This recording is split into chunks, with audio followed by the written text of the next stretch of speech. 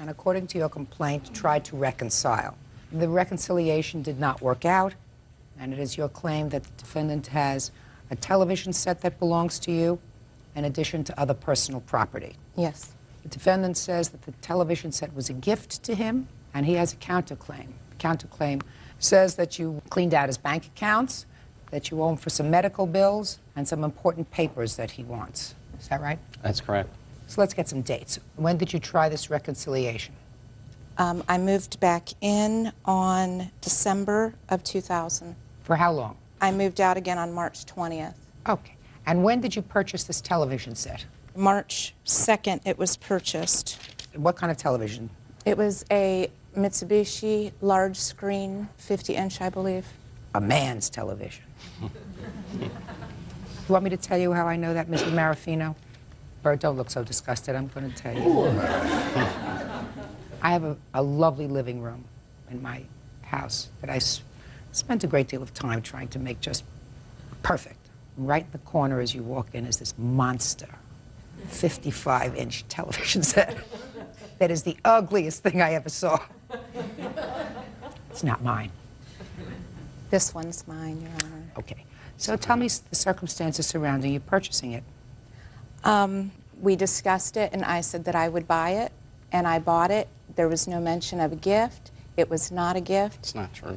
Just a minute, I'll get to you in a minute. At that point, you were living together as a family. Is that right? Correct. We were not married at the time. I understand, but you were living together as a family. Yes. How are the bills being handled?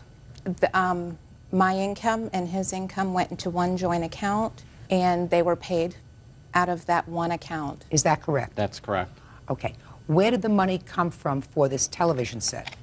From the joint account or from your individual account? You have to excuse, I only have a copy of my tax income return.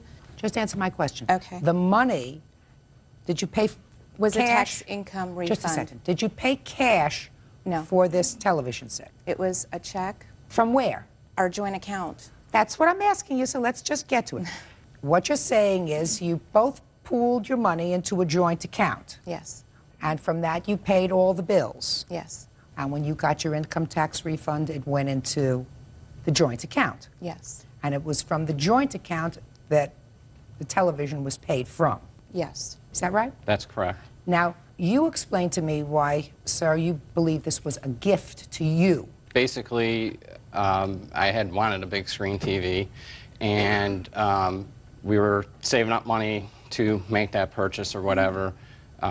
She said she was going to be getting her income tax check back and put it in the account, and that she was going to buy this TV for me as a present.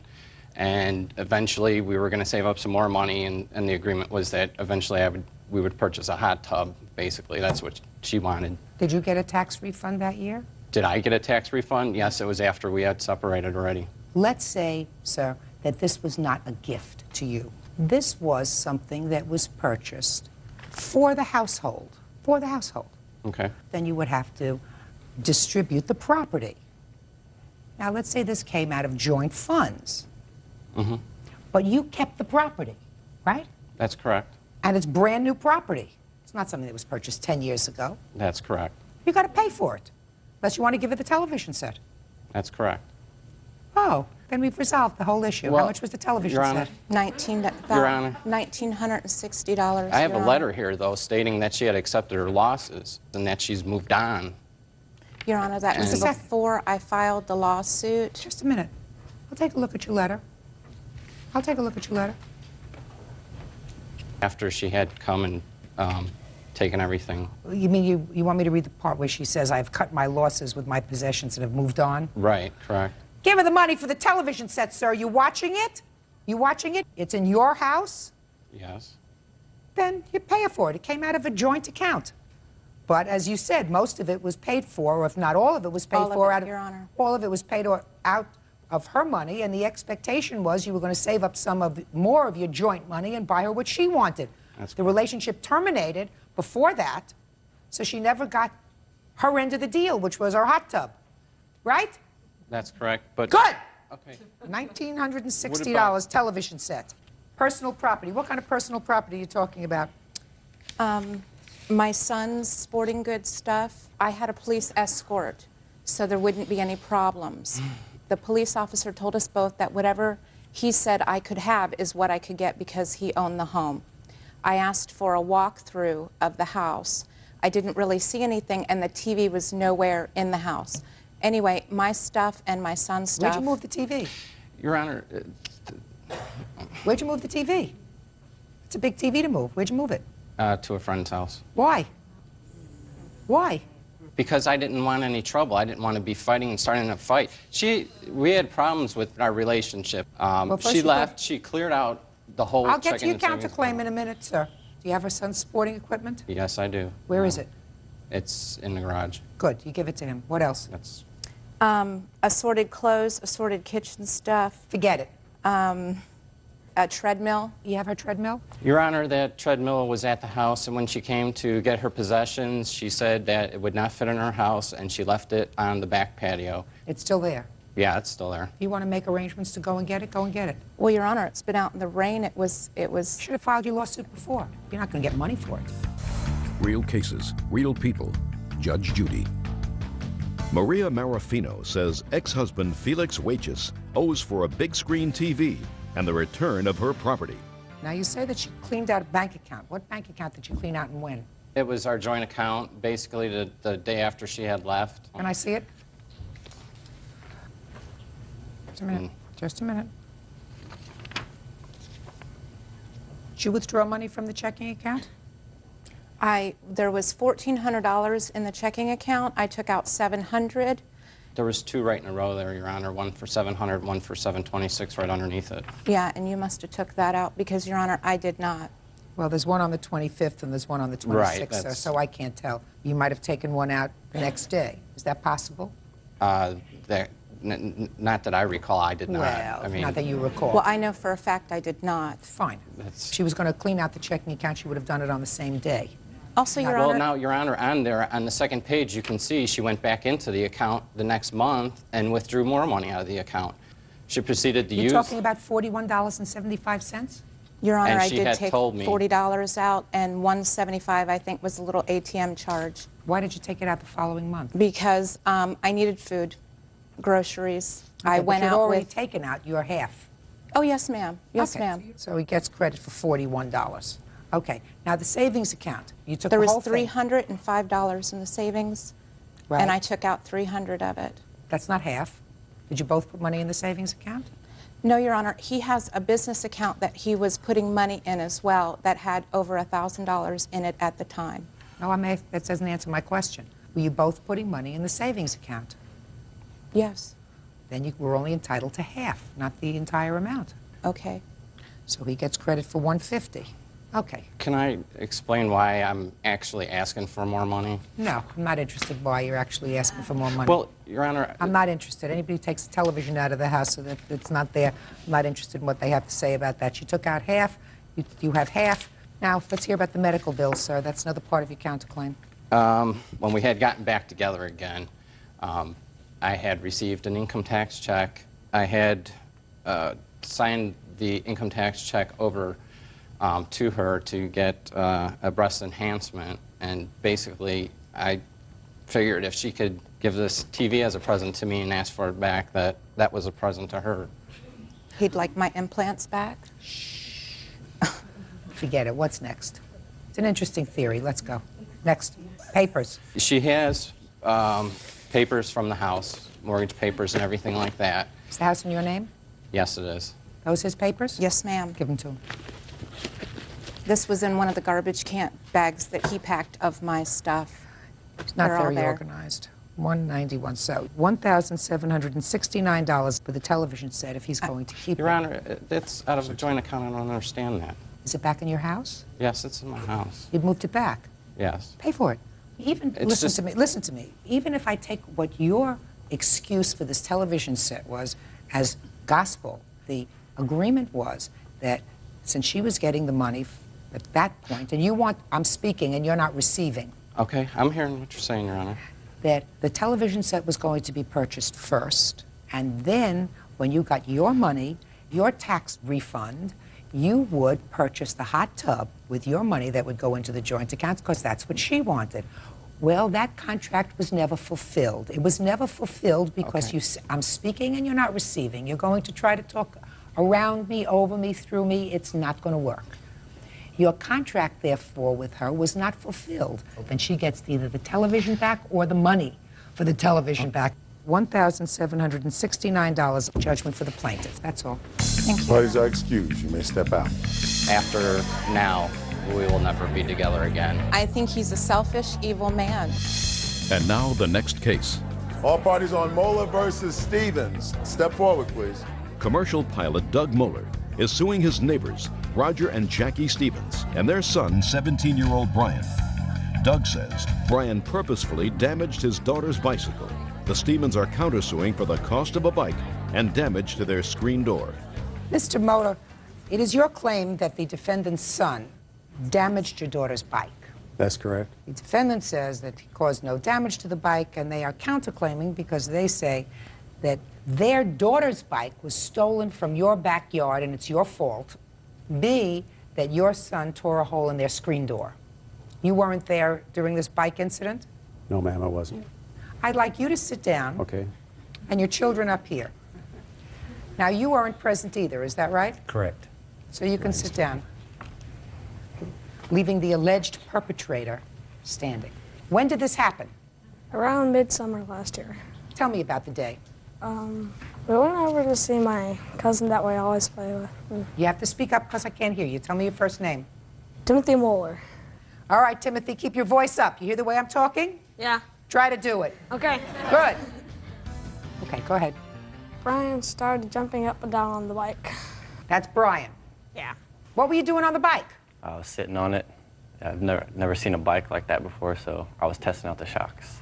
Testing out the shocks. Right. And how, Brian, were you testing out the shocks? I bounced up and down on the seat a couple times and lifted the front tire off the ground about 2 inches and then let it go. It was a girl's bike, wasn't it? No, it wasn't. It was a boy's bike. Yeah, Big or little? it was big. It was a 20-inch. Your Honor, could I give you a photograph of the bicycle as Yes, evidence? I'd like to see it.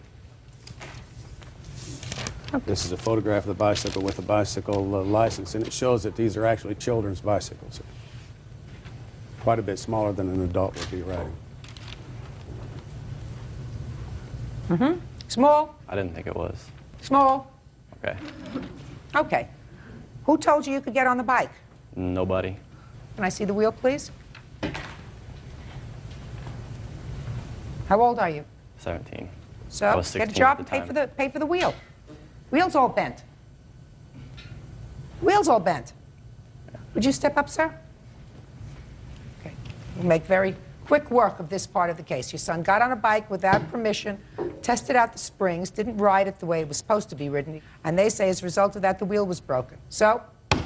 Well, according to my witness, my daughter and my son, when he got off, it was still on the kickstand. She got back on it. She rode home on it. We felt that if he had done it, she would have went home. If she'd have done it right then, she'd have went home and told her father, hey, Brian just damaged my bike. But the story that we got is that the next day or so, he noticed the damage, came to the children and said, what happened to your bike? We're not sure. We think maybe when Brian was on it, you know, and so we just don't feel that he did it. It may have happened later. Well, what you feel is irrelevant. Okay. Relevant facts are he got on a bike without permission. He was testing the shocks. Okay. He's a big boy. He jumped up and down. I mean, at least he's telling the truth. Now, when you went to ride the bike home, did you see anything different in riding the bike? The bicycle wheel was rubbing up against the side of the bike. And did you feel that before he had gotten on the bike to test it? No, ma'am, I didn't. Okay, so now I need the bill.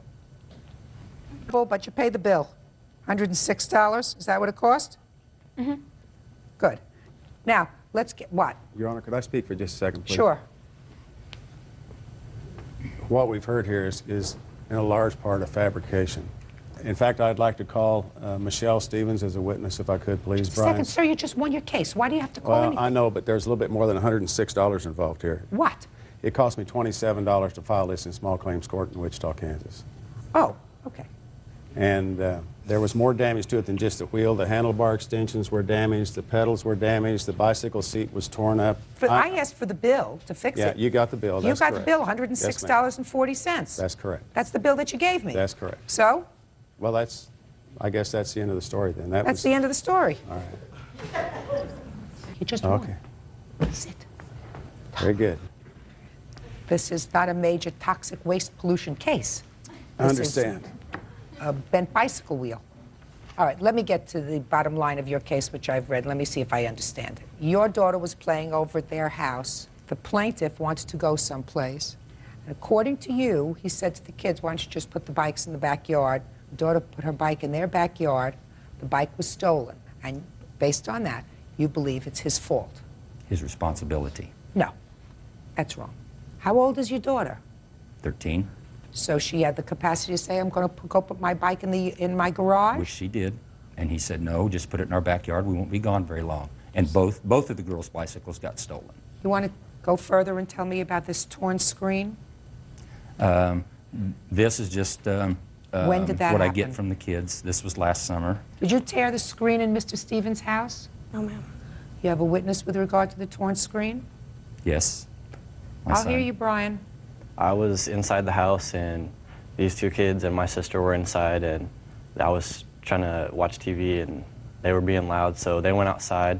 I locked the door, so they were locked out. I heard a noise at my window, and I opened the curtain, and Timothy was there with a stick poking a hole through it. Did you poke a hole through the screen? Did you replace the screen? No, but I have an estimate to have it replaced. You went through a whole summer with a screen with a hole in it from a stick? Yes, ma'am. Get a patch.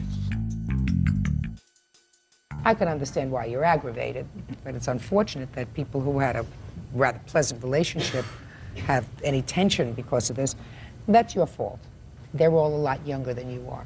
So the first thing that happened was you locked your sister and her two friends out of the house because you wanted to watch television in peace. Is that what happened with the screen? Stupid. Then you got on a bike, jumped up and down on the bike, not your bike, and bent the wheel. Also, stupid.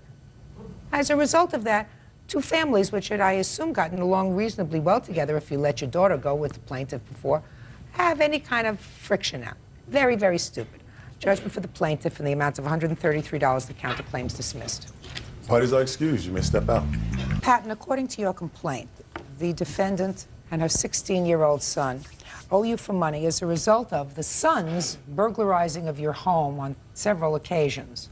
Their defense is that they do not deny, the young man does not deny that he entered your home illegally, but that on the date that you say the majority of the damage was done, somebody else did it. Right? I believe so.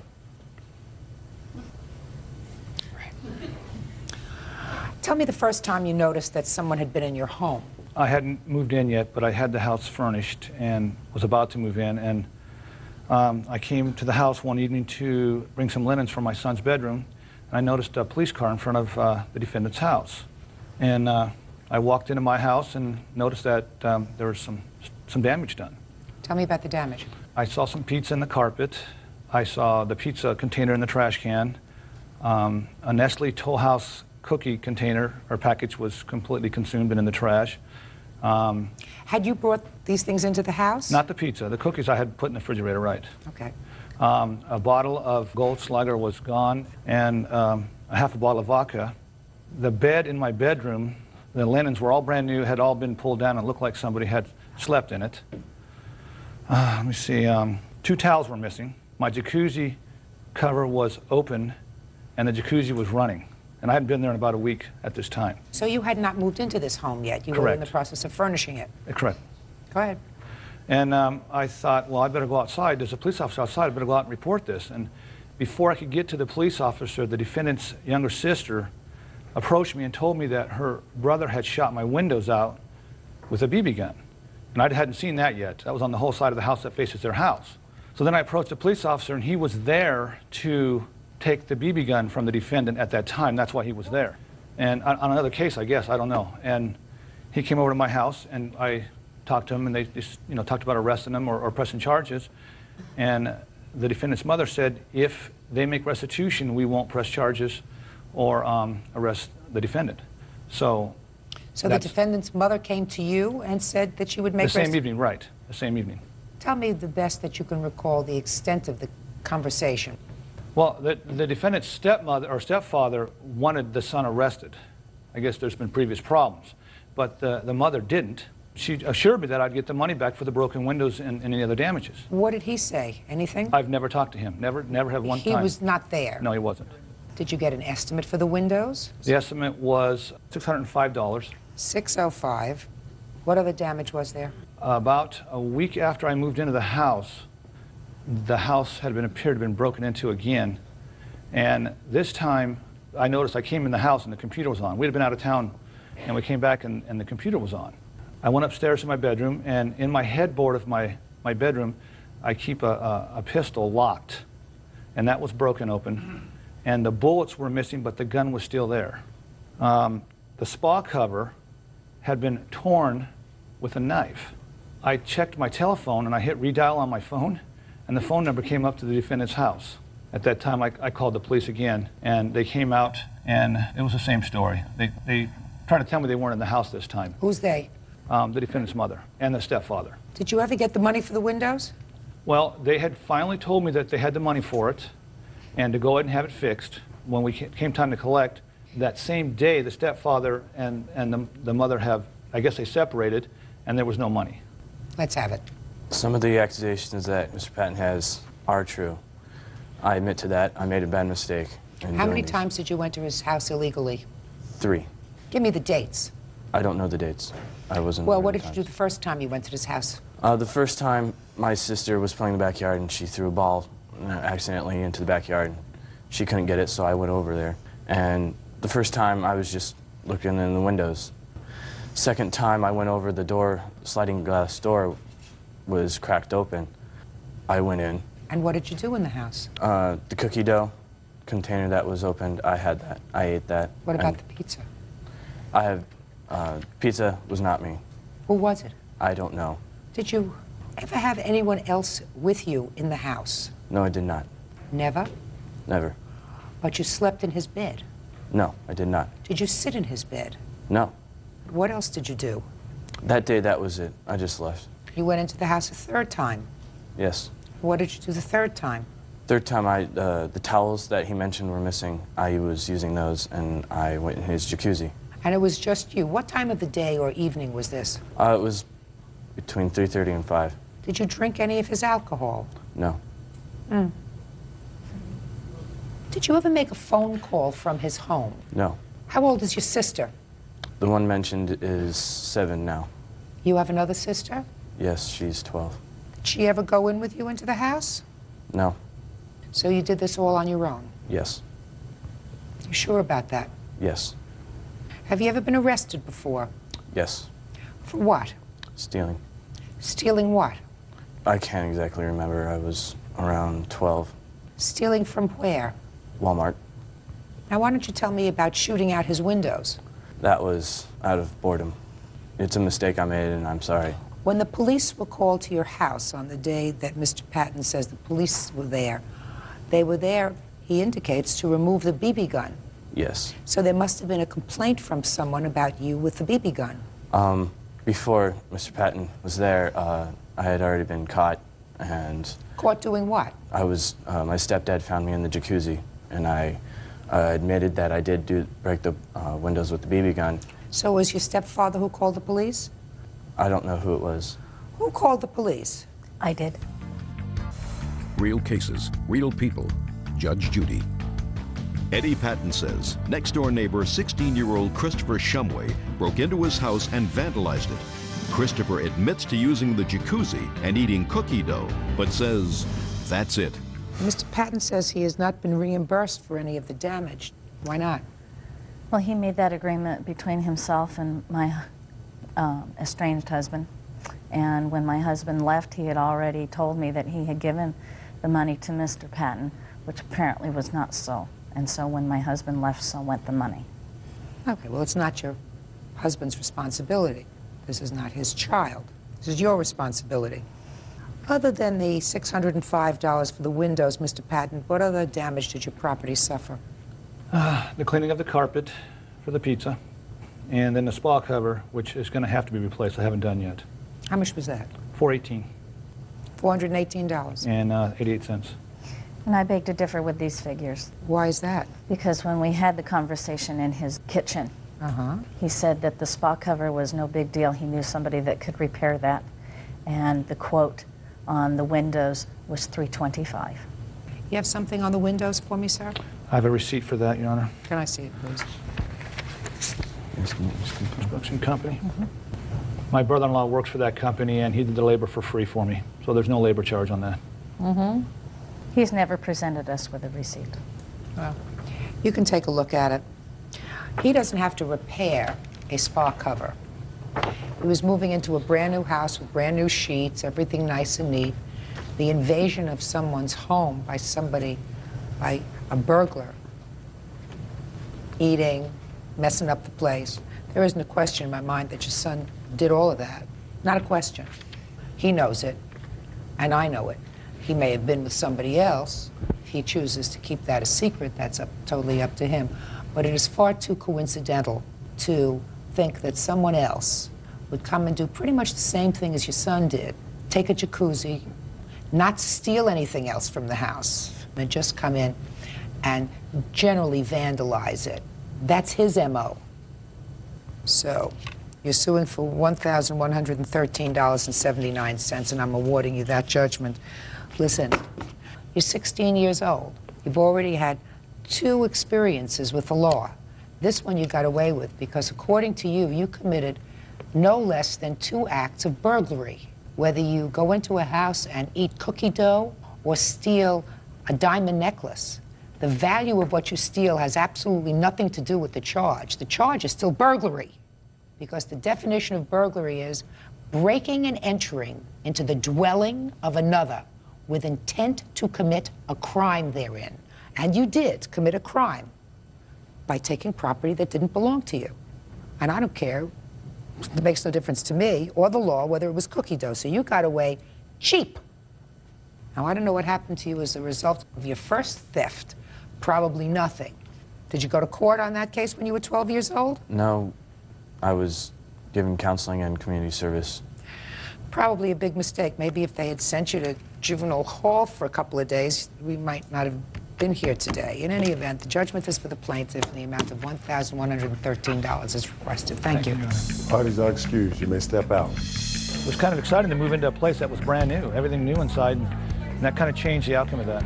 I won't do that again. Justice is served. And now the next case. All parties in the matter of Hamilton versus Seiler, step forward, please. 24-year-old nursing assistant Sean Hamilton is suing his ex-girlfriend, 21-year-old nursing assistant April Seiler, for destroying his 52-inch television set. April says she caught Sean cheating. This is Miss Seiler, who has a very bad temper. Mr. Hamilton, you and Miss Seiler were living together for several years. You have a child together. Yes. According to your complaint, the defendant became irrationally jealous because she had heard some rumors of you fooling around at work. And one day she came to work, she confronted you, she saw you talking to this woman. When you got home from work, you found that she had destroyed a 52-inch television set. Is that right? Yep. So let me hear. That's what he's suing for. When did you destroy his television set? On what date? July 20th, I think. And tell me what happened on July 20th. I went up to work and I've seen His him. work. Our work. You work at the same place. Mm-hmm. Go ahead. And he was talking to a female, and I asked him what was going on, and he said that they were just friends. And so I said, well, that's not what I've heard. So I went home, and he stayed with... And that's all that was the whole conversation? Basically, and he stayed with the girl. And I went And you said, home. that's not what I've heard, and you left? I said, that's not what I've heard. You guys have been seeing each other. And she said, it's not like that. And he said, we're just friends. And I said, whatever, and I walked away. Okay. And then I went home, and I was talking to my mom on the phone. You were telling your mother what had happened? Yes, and I was very mad, so I said, oh, I hate him, and I kicked the TV. And there's like a big hole, and my whole foot like went inside the TV. So you destroyed the television? Mm-hmm.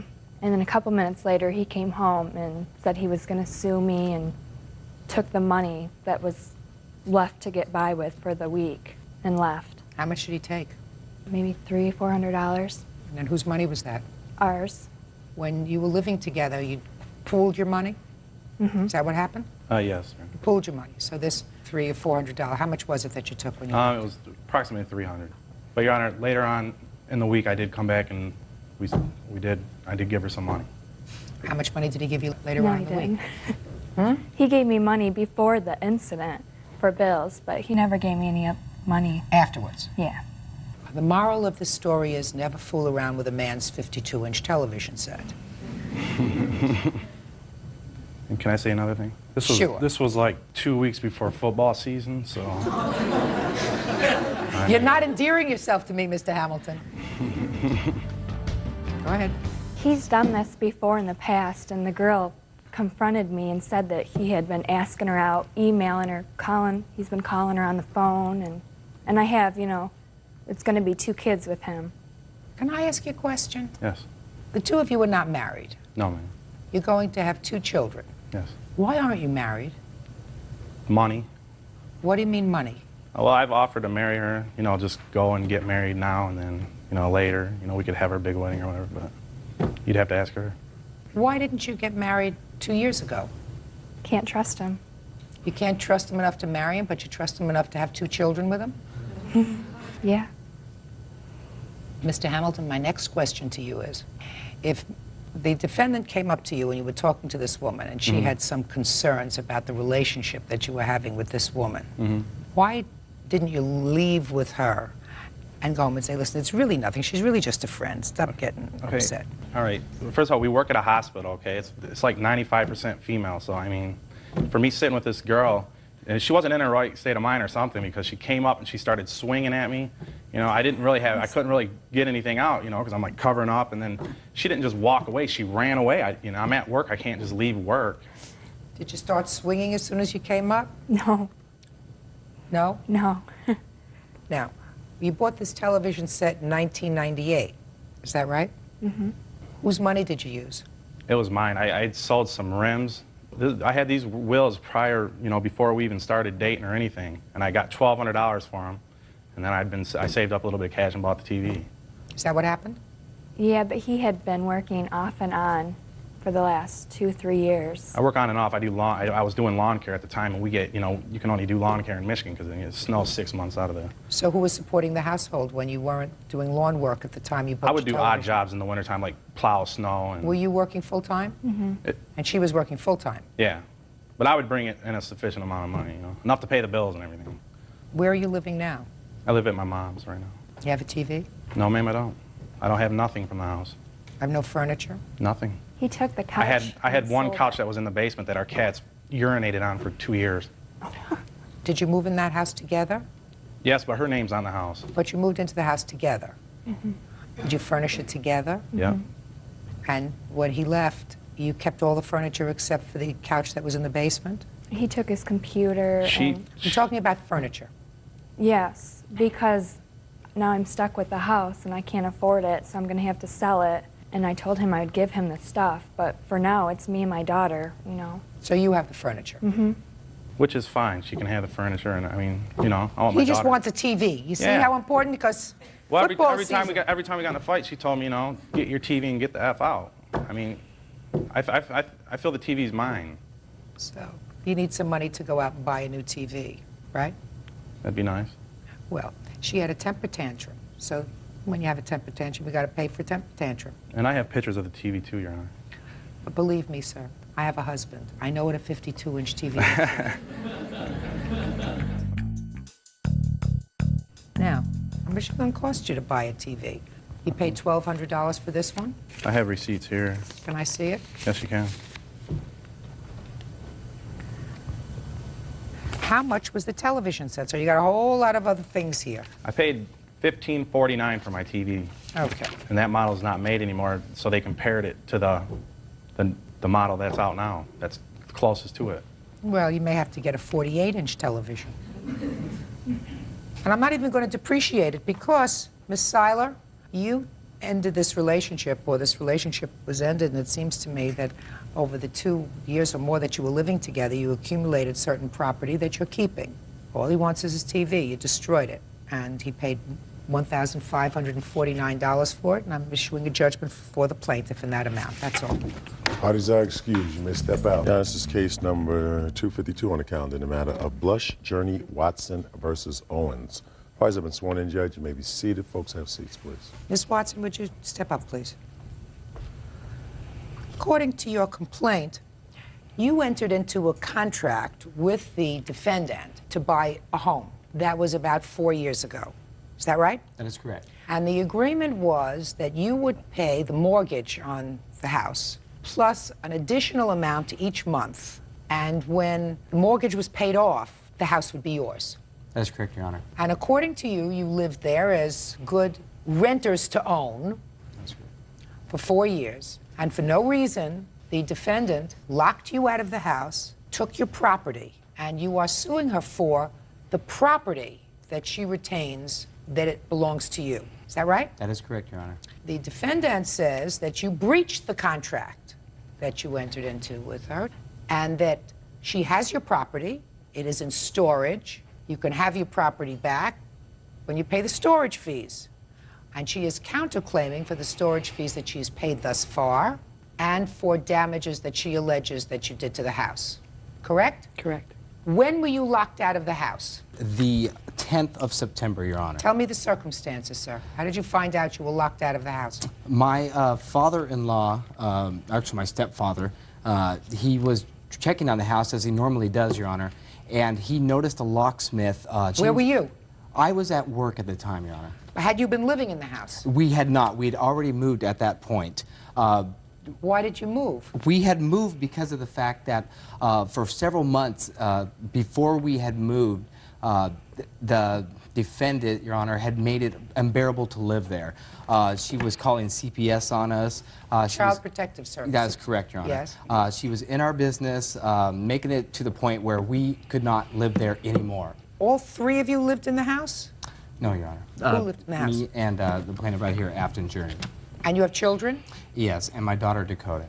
When did you physically move out of the house? We physically moved out about a month prior to Give me the date, please. Date, year.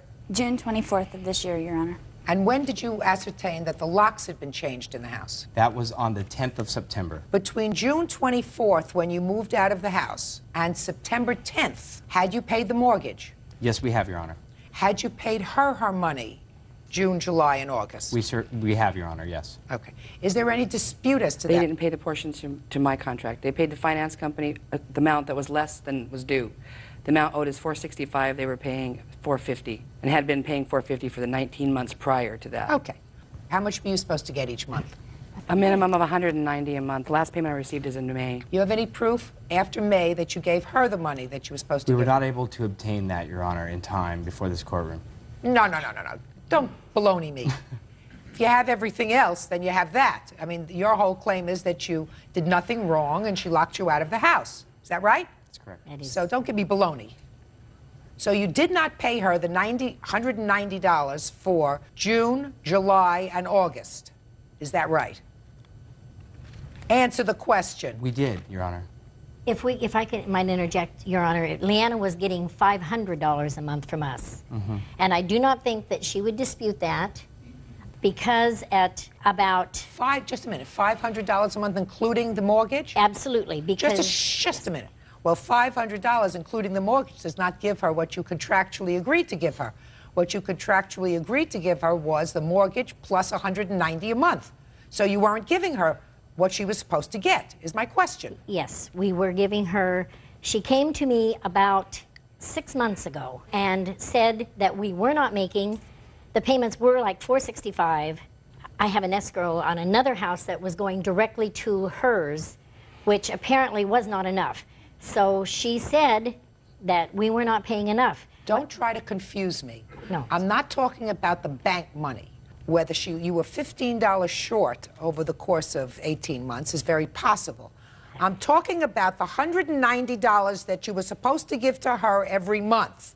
And you're telling me that you gave it to her. Absolutely. Well, then you should be able to show me bank statements that show a check made out to her or a statement made out to her for $190 each month.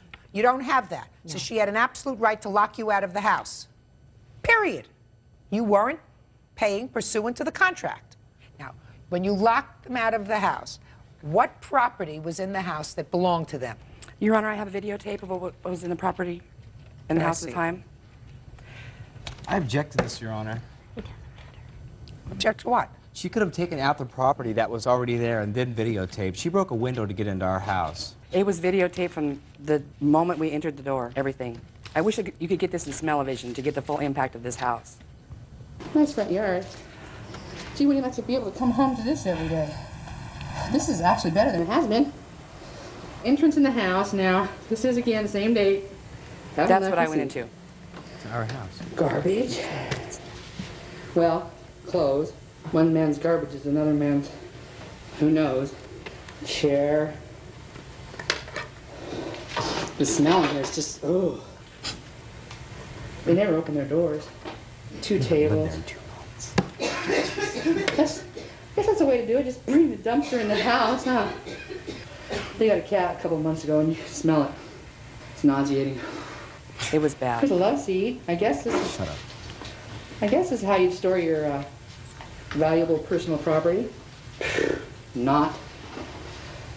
There's a dresser, a love seat, 3 tables. Check it out. Hasn't been opened. Oh yeah, she always would order from those clubs and then not pay them. Might I add, Your Honor, that I filmed the window, everything, from the moment we broke the window to get in. It was all on tape prior to this. What property, Mr. Blush, do you say was in the house that she has? We had, I have a list of here. I'd like to take a look at it, sir. Yeah. That one's handwritten.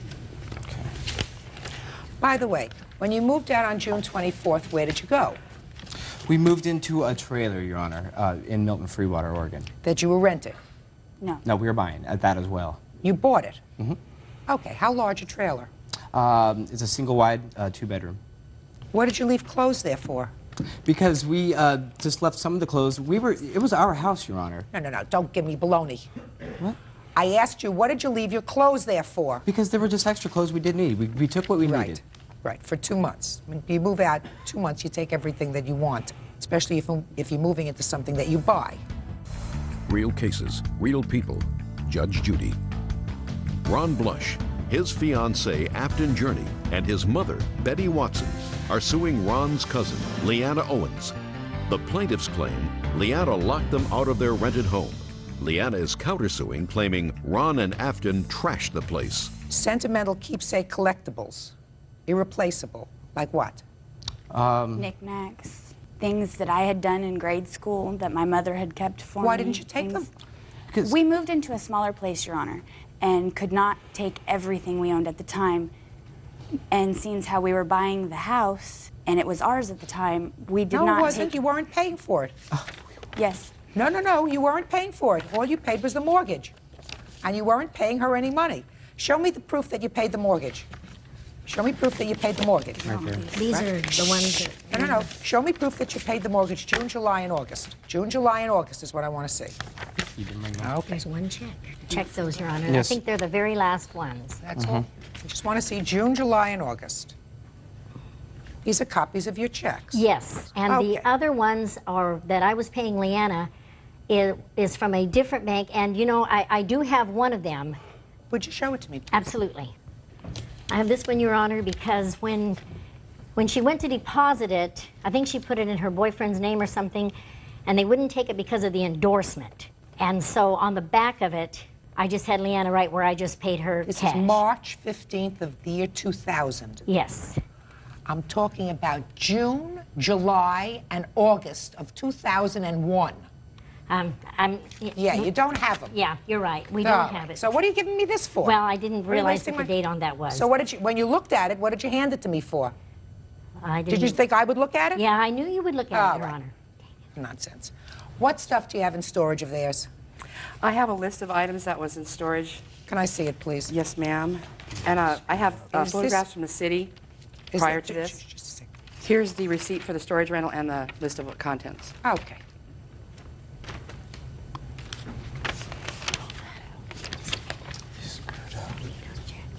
Did you pack up the boxes? It says 14 boxes of miscellaneous papers. Yes, ma'am. You packed them? Yes, ma'am. They were on the floor, and I didn't throw anything away because who knows, they might want it. Okay. And how much is owed for storage? It's not that much. It's like $36. Okay, and you have no objection to releasing this as soon as they pay you $36? No, ma'am, not at all. In Perfect. fact, my attorney gave their attorney the key Perfect. 27th. Good. So you get all the stuff that's back right in here. All you have to do is pay $36. Your Honor, I'd like case to is show over. you, Your part of the case is over. Yes, ma'am. She packed up your junk. She put it in storage. It's all here, whatever you want. Because as far as I'm concerned, when people move out of a house for 2 months and they move into another house, then what they do is they take their most valuable stuff first. They take their precious pictures, they take their irreplaceable knickknacks, they take their computers, they take their jewelry, they take everything else. And the crap, they leave and they say, well, we'll come back and look through that stuff again. Maybe we'll want it, maybe we'll want it, but we don't want it. But you don't move into a 2-bedroom place and leave all your valuables behind. So that's Croc. She's got your stuff. You can have all the stuff that's on this list. Now, I'm going to get to the counterclaim. Your Honor, if I may, this is from the storage unit. When they put our stuff in, there was no lock on the door. When we went to, her notice here, if you'll look at it, says the storage unit has the key. When we went there, he didn't have a key, and he said that he could cut the lock off because she did put it in our name. When we went there, there was no lock on it. If you could just look at this, you know, maybe. I'll look at anything you like.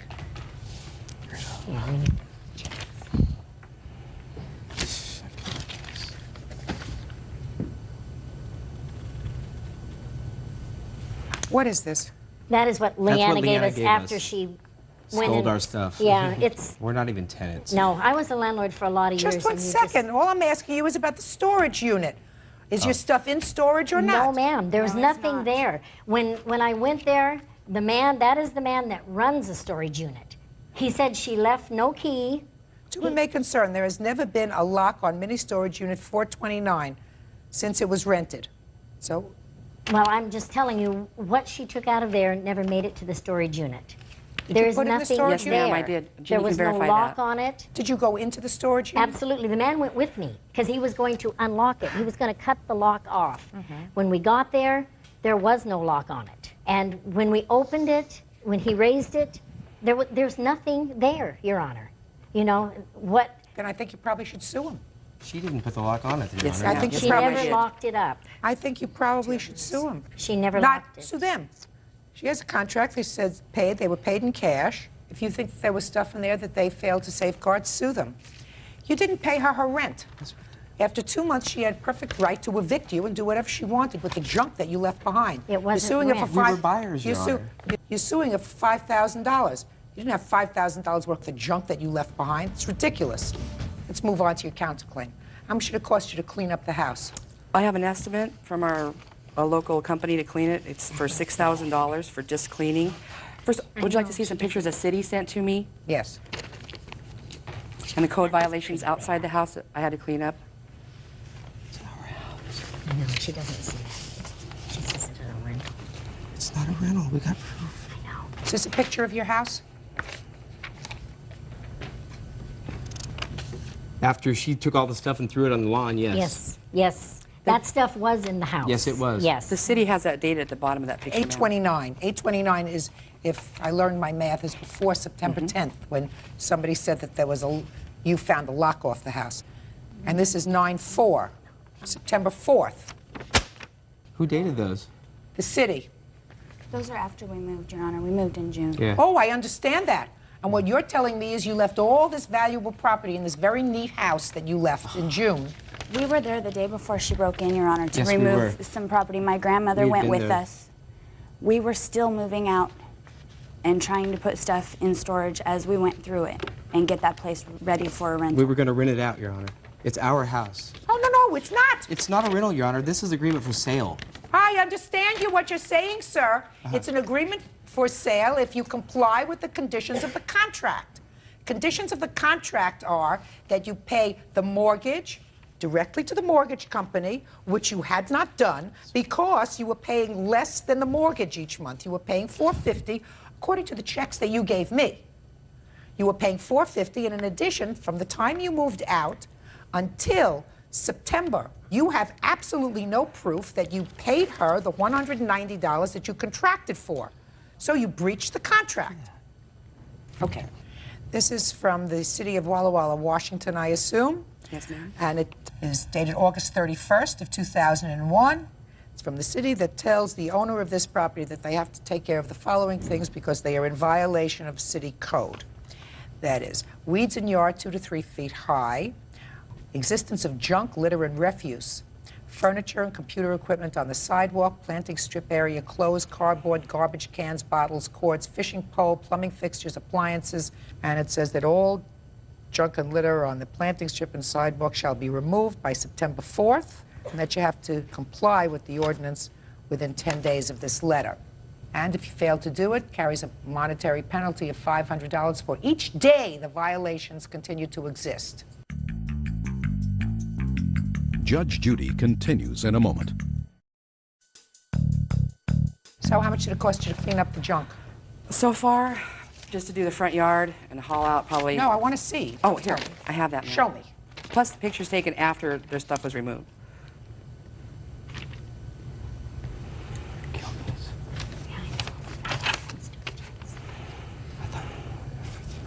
You're not going to get money for painting this house.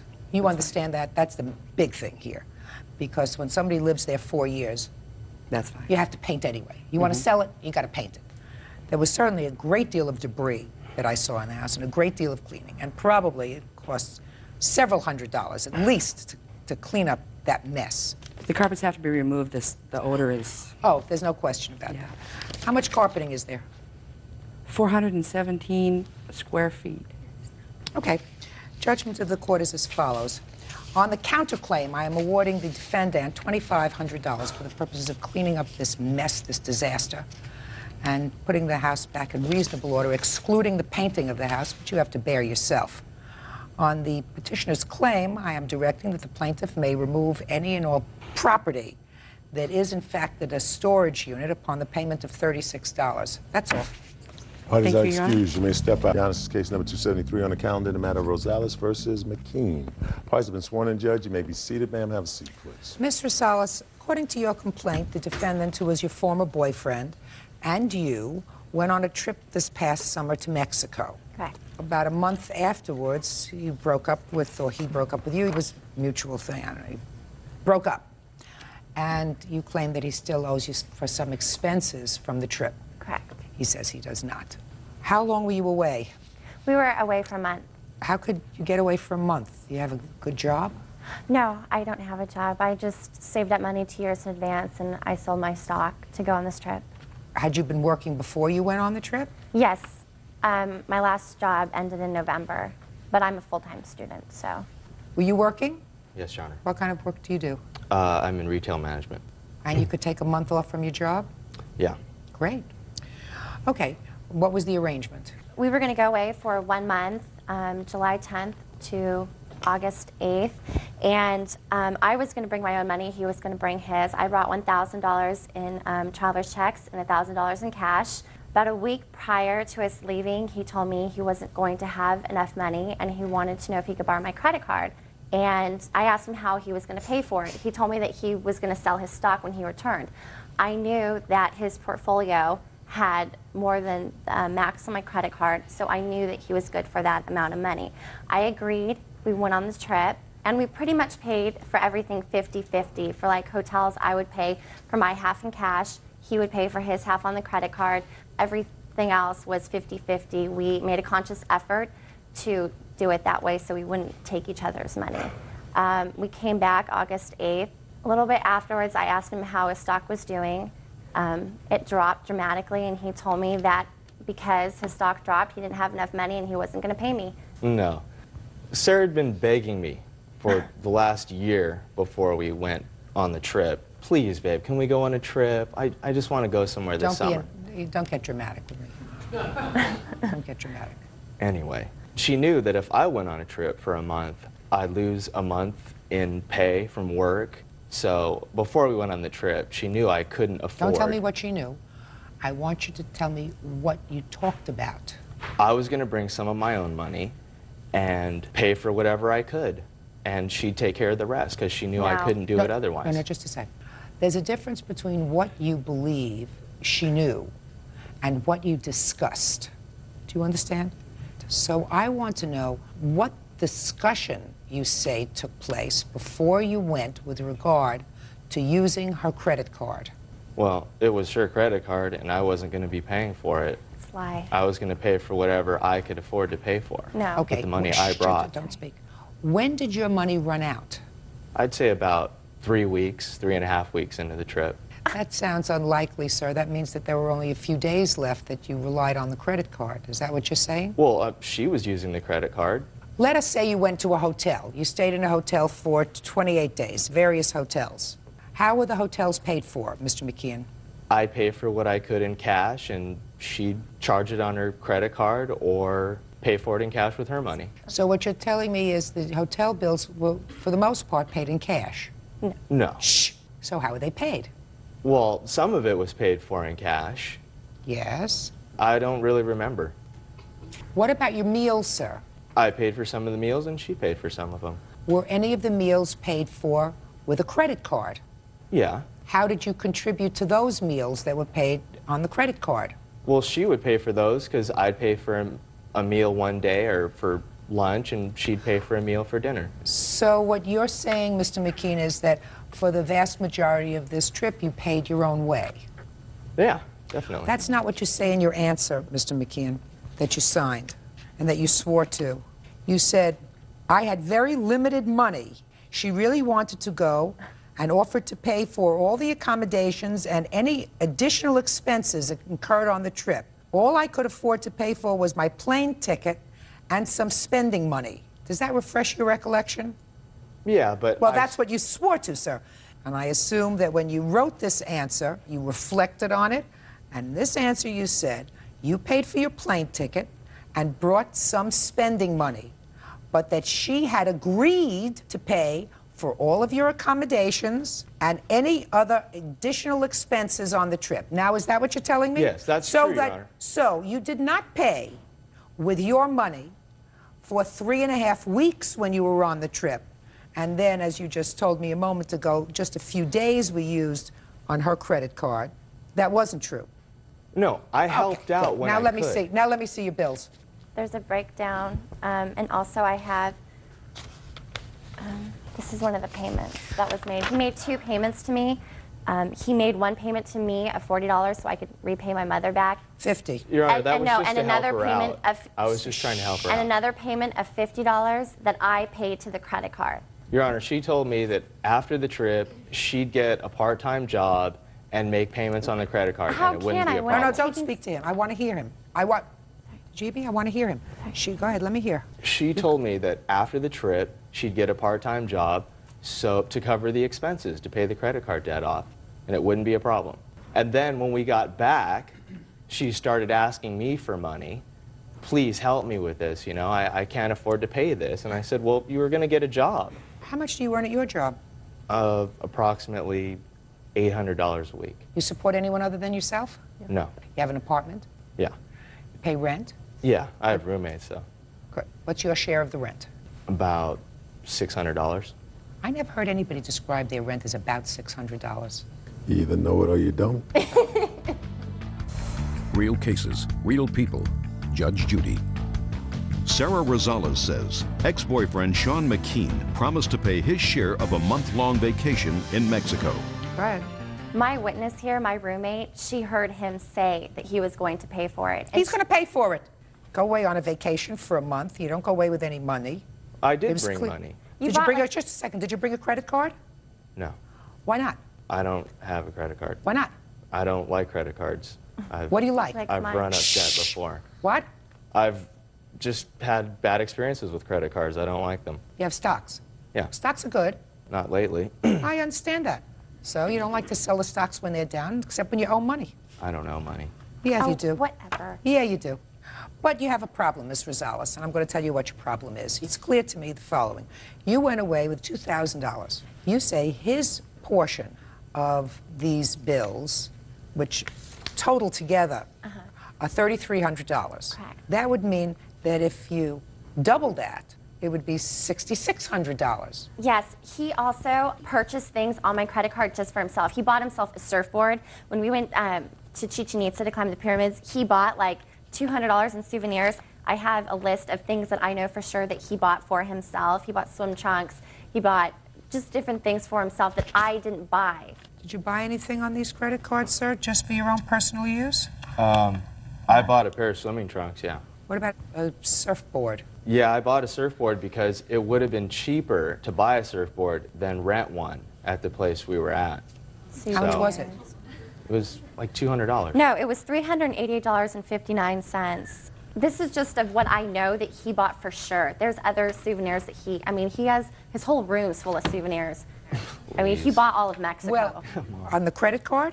Yes, like he bought the surfboard at the hotel. So it I looks see. like a hotel stay, like that we stayed there, but he bought it there. Swim trunks, souvenirs is also. Sounds to me, if you don't have enough money, sir, that you watch surfboarding on TV instead of paying $388 for a surfboard. That's no fun, though, Your Honor. I didn't have enough money to buy myself Miss souvenirs. Rosales. So, sorry. Yes, you Ms. did. Rosales, You you bought do not- $2,000. Shh. Hey, he owes you money. Yeah. However, you don't escape without a tongue lashing. If you're being stupid, don't expect me to be sympathetic. You don't give a boyfriend a credit card. Ever. No way. Nothing. You don't give anybody a credit card, especially somebody that you are not related to by blood or marriage or committed to by virtue of an engagement. Even then, it's dumb and stupid. So you don't get any awards for brains. I understand that, but I Oh. have loaned him money before and he's paid me back, so I had no reason not to trust him. But I don't know how much he owes you. It's $3,305. I don't know her anything. And 2 cents. Oh, yes, you do. Oh, yes, you do. I guarantee you, as good as you think you were on this trip, you weren't. Judgment for the plaintiff in the amount of $3,300. That's all. Parties are excused. You may step out. She wanted the money because she bit off more than she could chew. I'm just ecstatic that she didn't believe him. Pretty girls get away with everything. Justice was not served. He's so full of it. He's just unbelievable. And now the next case. All parties in the matter of Miller versus Hardesty, step forward, please. 19-year-old entertainment agent Jessica Miller and her husband, Howard Miller, are suing Jessica's cousin, 18-year-old carpet installer Stephen Hardesty, for breaking a lease. Stephen says Howard has a problem controlling his anger. Mr. and Mrs. Miller, the defendant is your cousin. Whose cousin is he? Mine. According to your complaint, he signed a lease with you to live in some sort of property that you had for a year. He lived there for a couple of months. You claim he owes you for 10 months' rent because he left voluntarily. Right. And the defendant says that he was forced to move out by your husband, and therefore he owes you nothing. What kind of property did he rent from you? My husband and I have a townhouse that we rent. When we signed the lease, he also signed the lease with us. We don't own it. We rent it from somebody else. Your husband and you signed the lease when? June 1st of 2001. When did the defendant sign the lease? Same date. So what happened? We had a few rules in the house. Before everybody moved in, we agreed on a few rules, being no drugs at all. It had to be quiet at night. You had to clean up after yourself. Just basic house rules. For the 6 weeks he lived with us, we had fights every other day about house rules not being cleaned up and stuff like that. One afternoon, his girlfriend at the time had said something to my husband about me, and when I got home that night, he said, "Don't talk to him. We're gonna have a house meeting when we get home." Was his girlfriend living there? She was, but she wasn't supposed to be. The deal with that was they have a child together. She was supposed to stay weekends so he can see the baby, and she could come over so he could see the baby. Whose rule was that? It was just an agreement we had until they got married, because she couldn't go on our lease until they were married. Why not? Because she's underage. She's only 16. Shh. Okay, go ahead. So she had an altercation with her parents to where she had to stay at the house. That was fine because the baby was there and there wasn't a whole lot of problems. But things just started getting out of hand. She wasn't working and neither was I. So we were supposed to take care of the house And it seemed like it was me always scrubbing the bathrooms and cleaning the kitchens and doing everything. There was a lot of fighting going on, and one night in particular, they had some people over and they had a food fight. There was chocolate cake smeared into my living room carpet. I had an ornament that was precious to me broken. So I told him about it because I was very upset, and he was going to talk to them when they came in. And things got out of hand with them, and he said, look, Sarah's got to go. She's not on the lease. She's not even old enough to live here. She's got to leave. So that started a huge fight. And one thing led to another, and Steve said, well, she has to go, I'm going too. So he left, and he came back about an hour later with a cop to get a few things out of the house, and we hadn't seen him since. What have you done to try to rent that other? We can't rent it because his stuff is still there. What's there? His bed, their clothes, other personal things of his, paperwork they left there, boxes of other What's things. all your stuff doing there? I wasn't able to get a hold of them to go get Well, it. the house hasn't moved. You take a police officer and you go over there with a truck and you get your stuff. That is not why I had the police over there. I don't care why you had the police over there. Okay. I'm going to assume as follows, that they told your girlfriend to leave, and you said, if she and the baby go, I'm going too, and I consider that an eviction of you. Do you understand? Ma'am, at that time, the baby wasn't living there. Her mother had taken the baby. Yes, because of all the yelling and screaming that her husband did. Whenever my daughter would see him, she You understood would that cry. if you said Sarah's going, that he was going to go too. No, because they had fought and she had left 3 or 4 times. When did you physically leave the premises, sir?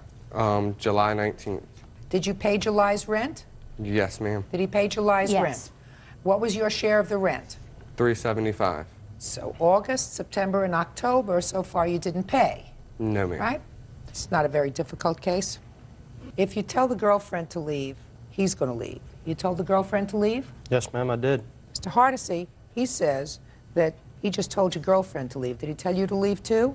Not exactly, but once I told him that if she was leaving, I was leaving too, he said, fine, get your stuff and get out. And then he calls my wife a derogatory name. When did you get married? July 20th. So And- did this all happen the day before the wedding? Yes. Go ahead. And then after he made the derogatory comment, I told him to shut up, that I was not talking to him. And then I heard my wife get out of the car and say something, so I looked over, and then when I went to look back, he punched me in the side of the face. Ma'am, and then that's I not left. how that happened No, at ma'am. all. What had happened was our stairwell comes into our living room. He and I were standing on the stairwell, and he was standing in front of it. No. Sarah had said many, many comments that night about me being a fat, lazy because I did not work. I stayed home to take care of our home. There were a lot of derogatory comments that every single person here said something. What had happened when he said she has got to go? Stephen said, well, she is not leaving without me. So he said, fine, I'm leaving. He went downstairs, and as he said, I followed him down. I said, look, this is not the way I want things to end. And we pretty much agreed that it had to end that way. There was no other way. So he walked out to his car to see what she was doing. When he came back up, he came at my husband. And my husband just held his arms Yeah. out to push him. So the step under our house, he just didn't make it up the step. And then when he got back up, he came at my husband, and my husband swung Yeah, at him. his arms were out like that, so I thought he was trying to tackle me. No, ma'am. So I swung at him. Mr. and Mrs. Miller, since you have been required to pay the full rent for the months that he has things there which do not enable you to rent that part of your house to somebody else, you have to be compensated for that. You have to do, however, whatever you can to find someone else. But if you're going to rent the house to somebody else, you have to start looking. You can't start looking until he gets his stuff out. So this is what you're going to do. You are going to get all of his stuff. 5 days from today, all of your stuff is going to be out in the street. Do you understand? Yes. They are going to call Salvation Army or whatever else and have Salvation Army come the next day. So you have 1 day to get your stuff. Other than that, it's gone. Clothes, pictures, valuables, bed, dresser, anything else that's there. You got 1 day to get it. Why should I only have 1 day when Because they that's told me what to I'm get giving out? you. 1 day, unless you pay rent, which you haven't done. Do we understand each other? I'm going to reduce no. this to an order so that you can read it over and over again and understand it. But what if all of my stuff is not out? Sir, They don't want your stuff, and it's been 4 months already, and you haven't gone back for it, so I assume you're not missing it. Okay, so then you have a month to find somebody else, because I am awarding you 4 months' rent, or $1,500.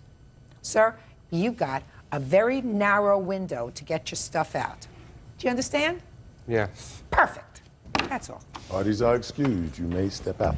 Of yours, and you claim sometime last fall she vandalized your car. Yes, ma'am. She, of course, says she doesn't know what you're talking about.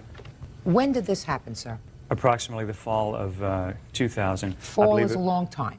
Around November. I know it was a time when the leaves were falling down because what happened was my car, there were enough leaves in the bin to cover my car completely, several inches thick. So that's how you knew it was the fall? Yes. Okay.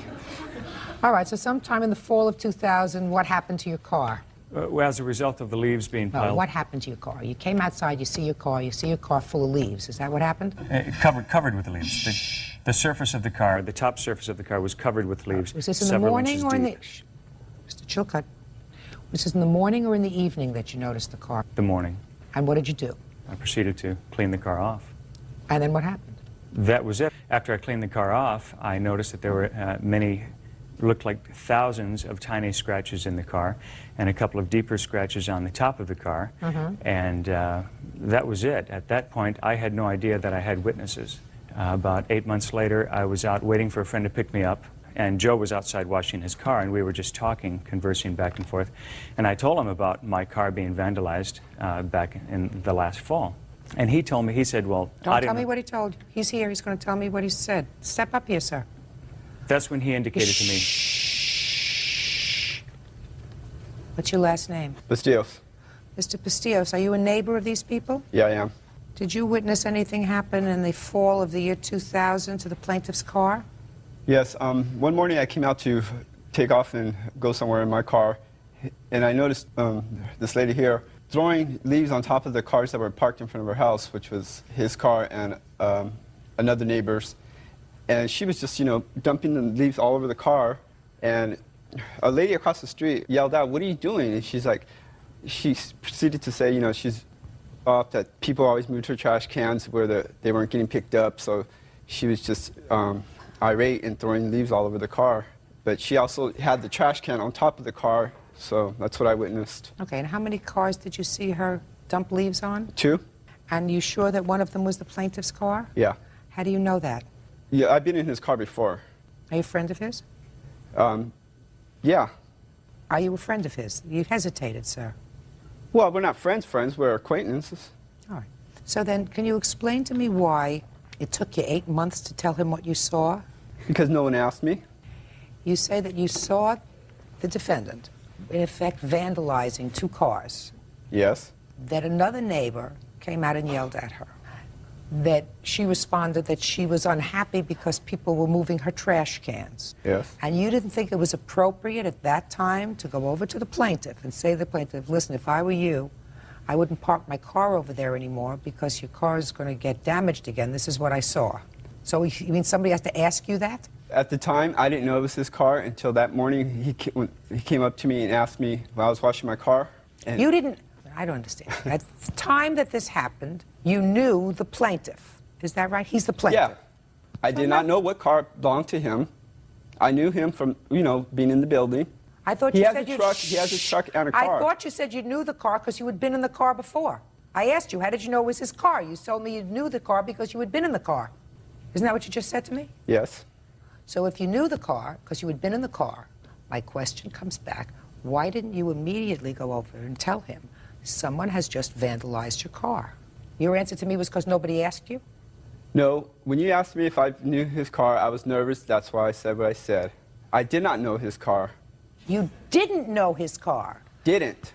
Did not. And you had never been in his car? Until after. No, just a minute. And you had never been in his car? Correct. Oh, okay, so now we're going back. You had never been in his car until after this happened. Correct. How much after? 2 months after. So 2 months after you saw this incident occur, which would have been also in the fall or early winter of 2000, you were in his car under what circumstances? He gave me a ride to pick up my car. So that was nice of him, right? Yes. And at that time, sir, you recognized his car as the car that had been vandalized, I assume? Yeah. Well, can you tell me why at that time you didn't discuss it with him? Because he didn't bring it up. Your Honor, may I? No, you may not. He didn't bring it up. You didn't get into the car and say, gee, I didn't realize this was your car. You know, a couple of months ago, I saw someone vandalizing your car. No, I didn't. So what prompted you a year later to have this revelation and discuss it with Mr. Chilcutt? Like he said, when I was washing my car, he came up to me, struck up a conversation, and mentioned that he was mad about the fact that someone was marking up his car. So you said a year ago I saw somebody messing up your car. Is that what happened? Is that what happened? No. What did you tell him? I told him what I witnessed. A year ago? Yes. A year before? Good, sit down. What else do you want to tell me? Your Honor, I asked Joe the same question. Why didn't you tell me previously? And at the time, he told me... I don't want you to tell me what he told you. I just had him up on the stand. He testified. What else do you want to tell me? Just that damage has been done to my car. Joe saw the lady doing the damage. No, he didn't. No, he didn't. I don't believe that he, according to him, he first knew your car, then he didn't know your car. He'd never seen your car before. He was in your car. He wasn't in your car. That's your only witness. Your Honor, he's it's not nervous. Enough. It's not enough. Real cases, real people. Judge Judy. Stephen Chilcutt is suing his neighbor, Angela May, for dumping a garbage can full of leaves on top of his car. I have to base a case on evidence. You don't even know the date that it happened. Sometime in the fall, around November. He doesn't know whether he's afoot or horseback. And if that's your only witness, you have no case, sir. Do you understand? I have another statement from another neighbor who I don't couldn't take be here. statements, I take witnesses. And do you want to know why I take witnesses? Because if I took his statement, I would find her guilty. But after examining him, sir, he didn't see nothing that I can rely on. Do you understand? So I don't take statements. Do you have anything else? Do you have any other witnesses? I have no other witnesses. Good. Thank you for your time. Case is over. Dismissed. Parties are excused. You may step out. I didn't even get to give my story. According to my witness, she tipped it up on top of the car and scraped it across the car. We have those big green trash cans from the city. I could no more pick up one of those big green trash cans than fly. And now the next case.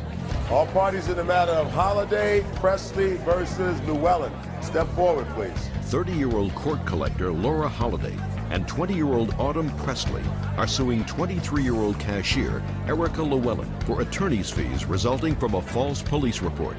Erica claims Laura and Autumn keyed her car. Who is Miss Halliday? I am. And Miss Priestley, that's... Presley. Presley? Mm-hmm. Okay. According to your complaint, you believe that the defendant falsely accused you of keying her car, as a result of which you were arrested, had to hire an attorney, and ultimately, I assume, found not guilty. And you want her to pay the attorney's fees and some small amount for harassment. The defendant says she believes she had good cause to notify the police of your involvement in vandalizing her car. So the first thing I have to know is, how do you ladies know each other? My husband has a son with her. Your husband has a child with the defendant? Correct. How long are you married? 3 years. How old is your child? He'll be 4 in February. And you? A child also with her husband. And you have a child with her husband? Her husband. With her husband? And how old is your child? She will be 4 in March. He must have been very busy 4 years ago. Do you have any children with him? No. Okay, so that's how you know each other. Each of you have 4-year-olds with her husband. Yes. And you two are friends. Mm-hmm. When did this alleged incident of vandalizing your car take place? In between the dates of March 16th and to the 18th of 2001. On the 16th, the car was okay? Yes, ma'am. And what did you find on the 18th? I had really bad key marks on both sides of my car. I had it on the trunk and on the hood. Can I see pictures of it? Do you have pictures? I do not have pictures. Do you have a police report? Yes, I do. Can I see the police report? Yes, ma'am.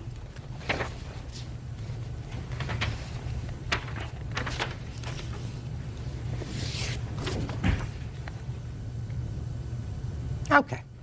Now, I assume there's no question that you contacted the police and gave the police at some point the plaintiffs' names as the perpetrators of this act of Yes, ma'am. vandalism. When did you do that? How much after the incident? Almost a week.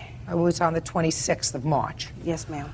All right, so what happened on the 26th of March that suggested to you that the two plaintiffs were responsible for the damage? My next door neighbor, I hadn't talked to her within that week, came over. Told you something. Yeah. Is your next door neighbor here? No, she's not. Well, that's interesting because your testimony with regard to that would be hearsay.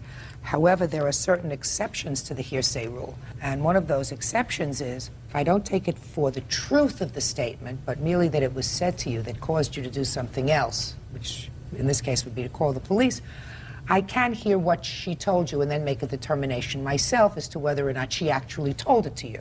Okay. Not whether she saw it, but whether she told it to you. All right, so you had a conversation with your neighbor. Tell me what your neighbor said to you. She told me that Saturday night that she seen a white Jeep parked across the street, and she sat there and watched them for a little bit, and she said she seen them walk over and keep my car and then take off laughing. Did she describe the people? She did describe the people. She actually said they were both white. She said that they had long hair and they were a little bit thick. Or well, I don't know how to explain it, but they were bigger women. Do you have any police reports? These are the copies of what she has. It's her statement. She didn't give me anything but one sheet of paper. Okay.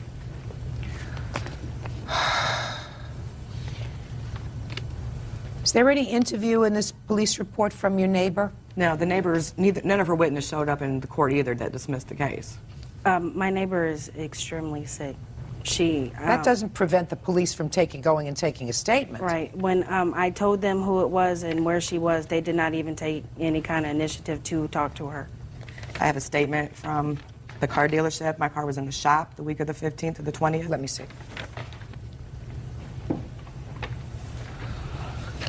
So you actually never went to trial in this case? No. To whom it may concern, this Jeep Cherokee was at Extreme Auto Credit, Inc. for repairs. Did you show this to the police? The police never contacted us. We gave it to our attorney. Yeah. Now, what would make you think that these two, other than this statement, which I find difficult to believe because the fact that this alleged witness who told you about what she saw couldn't come to this court today, there's certainly no reason why this witness couldn't go to a local court, right? Yeah, but Okay. she's extremely sick. Well, maybe she's too sick to see what she said she saw. What would make you think that these two women would do such a thing to your car? I've had problems with Miss Halliday for years, and just this year I just started having problems with Miss Priestley. Why would you have problems with them? I've been back and forth in court for like the last 4 years because what? she's taken me to court for stuff that she has said I've done that I haven't. Like what? Like judgments. She's took me to court for trying to get restraining orders against me several times. Yeah. She stated that I stalked her and all this, and I've never stalked her. Couple of basic questions. Put your papers down. Did you ladies know each other before you had this mutual Don Juan? What's his name, by the way, your husband? Ernie. Ernie. Before Ernie, did you ladies know each other? No. No. So it would be fair to say that any disputes that you've had, and I assume that there have been some negative feelings about children, child support, visitation, seeing all these children, that without Ernie, you would not have any problems with each other. Is that a fair statement? Yes. Probably. Do these children visit Ernie? Yeah, Ernie has full custody of 2 of them. Of both of these children? No. He had joint with her. We have a custody trial coming up in April. So the child lives with me. You. And what about your child? Mine lives with him. Lives with Ernie? Mm-hmm. And lives with you? Correct. For how long? About a year now. Ernie has other children? Yes. How many more children does Ernie have? Ernie has 5 children. Ernie has 5. She says 6. By 5 different people. We also had I was with Ernie for 6 years before them two had got together, and we had a daughter together that unfortunately passed away. That was the 6th, Yes, I ma'am. assume that you're talking about. You think you're going to stay with Ernie forever? I don't know. If I were an odds maker, I would say no. So I'm going to give you all a little bit of advice. You didn't ask me for it, but you're here, and you're a captive audience, so I'm going to tell you. You're making a fool over yourselves, each of you, for somebody that's probably not worth being a doormat for you to wipe your feet on. I agree. I mean, the fact that you got snookered in by this thing for some periods of time, for 4 years, for 5 years, for a year, it's a mistake. But to be involved in litigation, to be involved in harassing each other, just ridiculous. Don't you agree? You got to put a stop to it. Yes, ma'am, I agree. We tried at one point. We were getting along at one point, and I loaned her money to get her license back and such, and she never paid me back. That's what one of the court cases was about. She never gave me a chance to pay her back. Whatever. So it seems to me, this sounds almost like a communal marriage.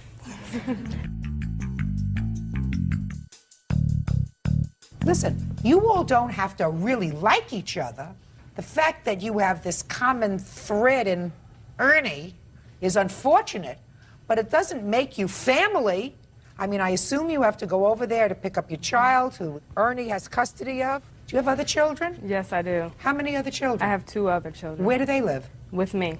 Well, why does this child live with Ernie? Because Ernie has custody of her. Did you voluntarily give Ernie custody of the 4-year-old? Yes, I did. Why would you do that? Because we were going through court at the time, and they were trying to have me pay for something that I shouldn't have been paying for Like when... what? I think it was from when she was born, and he just took over the responsibility to pay the bill. So, in order for him to take over the bill, he had to have custody. Come on, you're being a little obtuse here. Give it to me straight. That's why he got custody. No. Yes. No. You mean if he pays the bill, he gets custody? That's why they gave him custody? Was that your contract with him? Was that your agreement with him? No, it wasn't a contract. Bunch of wackos. You're all a bunch of wackos. You have no case. She probably had grounds to call in a report that she believed that you had damaged her car. The fact that your car may have been in the shop, may not have been in the shop, that also was hearsay, by the way, the letter that you gave me. And you probably have done the same thing to her. How many times have you been to court with her? I went to court with her a few times. One time was when she kicked in my door and came at me with a butcher knife. The other time was when the police had to remove her from my property. It's always So been her you've at been my involved a few times with each other. Yes, ma'am. That was the same day that she was talking.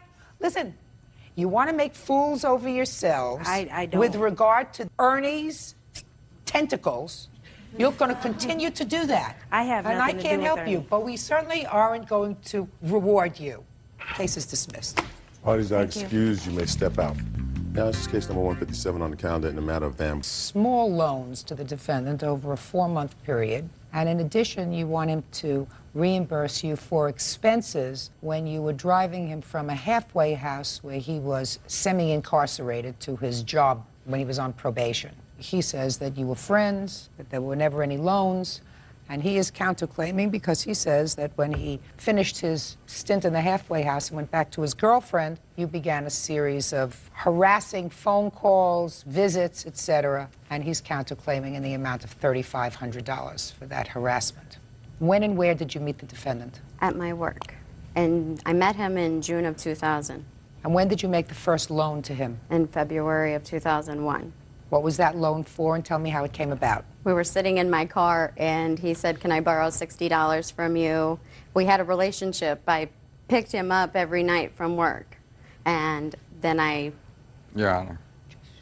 Go ahead. And we also met for lunch every day, and he needed some items. And when was that? On February what? About February 12th. There Are you are making several up- days. Well, There are that's what several that's days. what we're here for, madam. You come to Correct. court. You come to court, you're organized. You can't just come to court and say, I made a series of loans to him. This is the total amount. Thank you very much. My case is now proven. Correct.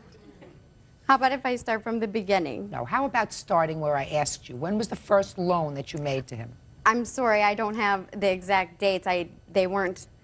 I don't have receipts for them. I gave him I didn't cash. I didn't ask you for receipts. I said, when were the loans? Correct. I read your complaint very carefully, and you said, when our relationship started, I began writing about it in my journal. I'd write about the normal stuff you write about, including the items that I loaned him. Correct. So you say you have a journal. Okay. Correct, I do. On March 9th, I loaned him $60. Just a second. What happened to February? February comes before March. Okay, I'm so sorry. February 6th. He just asked if he could borrow that money to get his car registered. I loaned him $73. So it's not 60, it's 73. Correct. On March. Just a second. Can I see the journal, please? Sure. Would it be fair to say, madam, that Yes, you sir. have no independent recollection of any specific amounts that you gave to him or the circumstances surrounding giving him that money, other than this journal? Would that be fair to say? That would be fair to say. I'm just looking through. I'm not reading your diary. I'm looking at what you've highlighted. What you've highlighted, most of it is I just picked him up from work and brought him a pair of Nike pants, but there isn't anything in here that I see so far that talks about, here's one.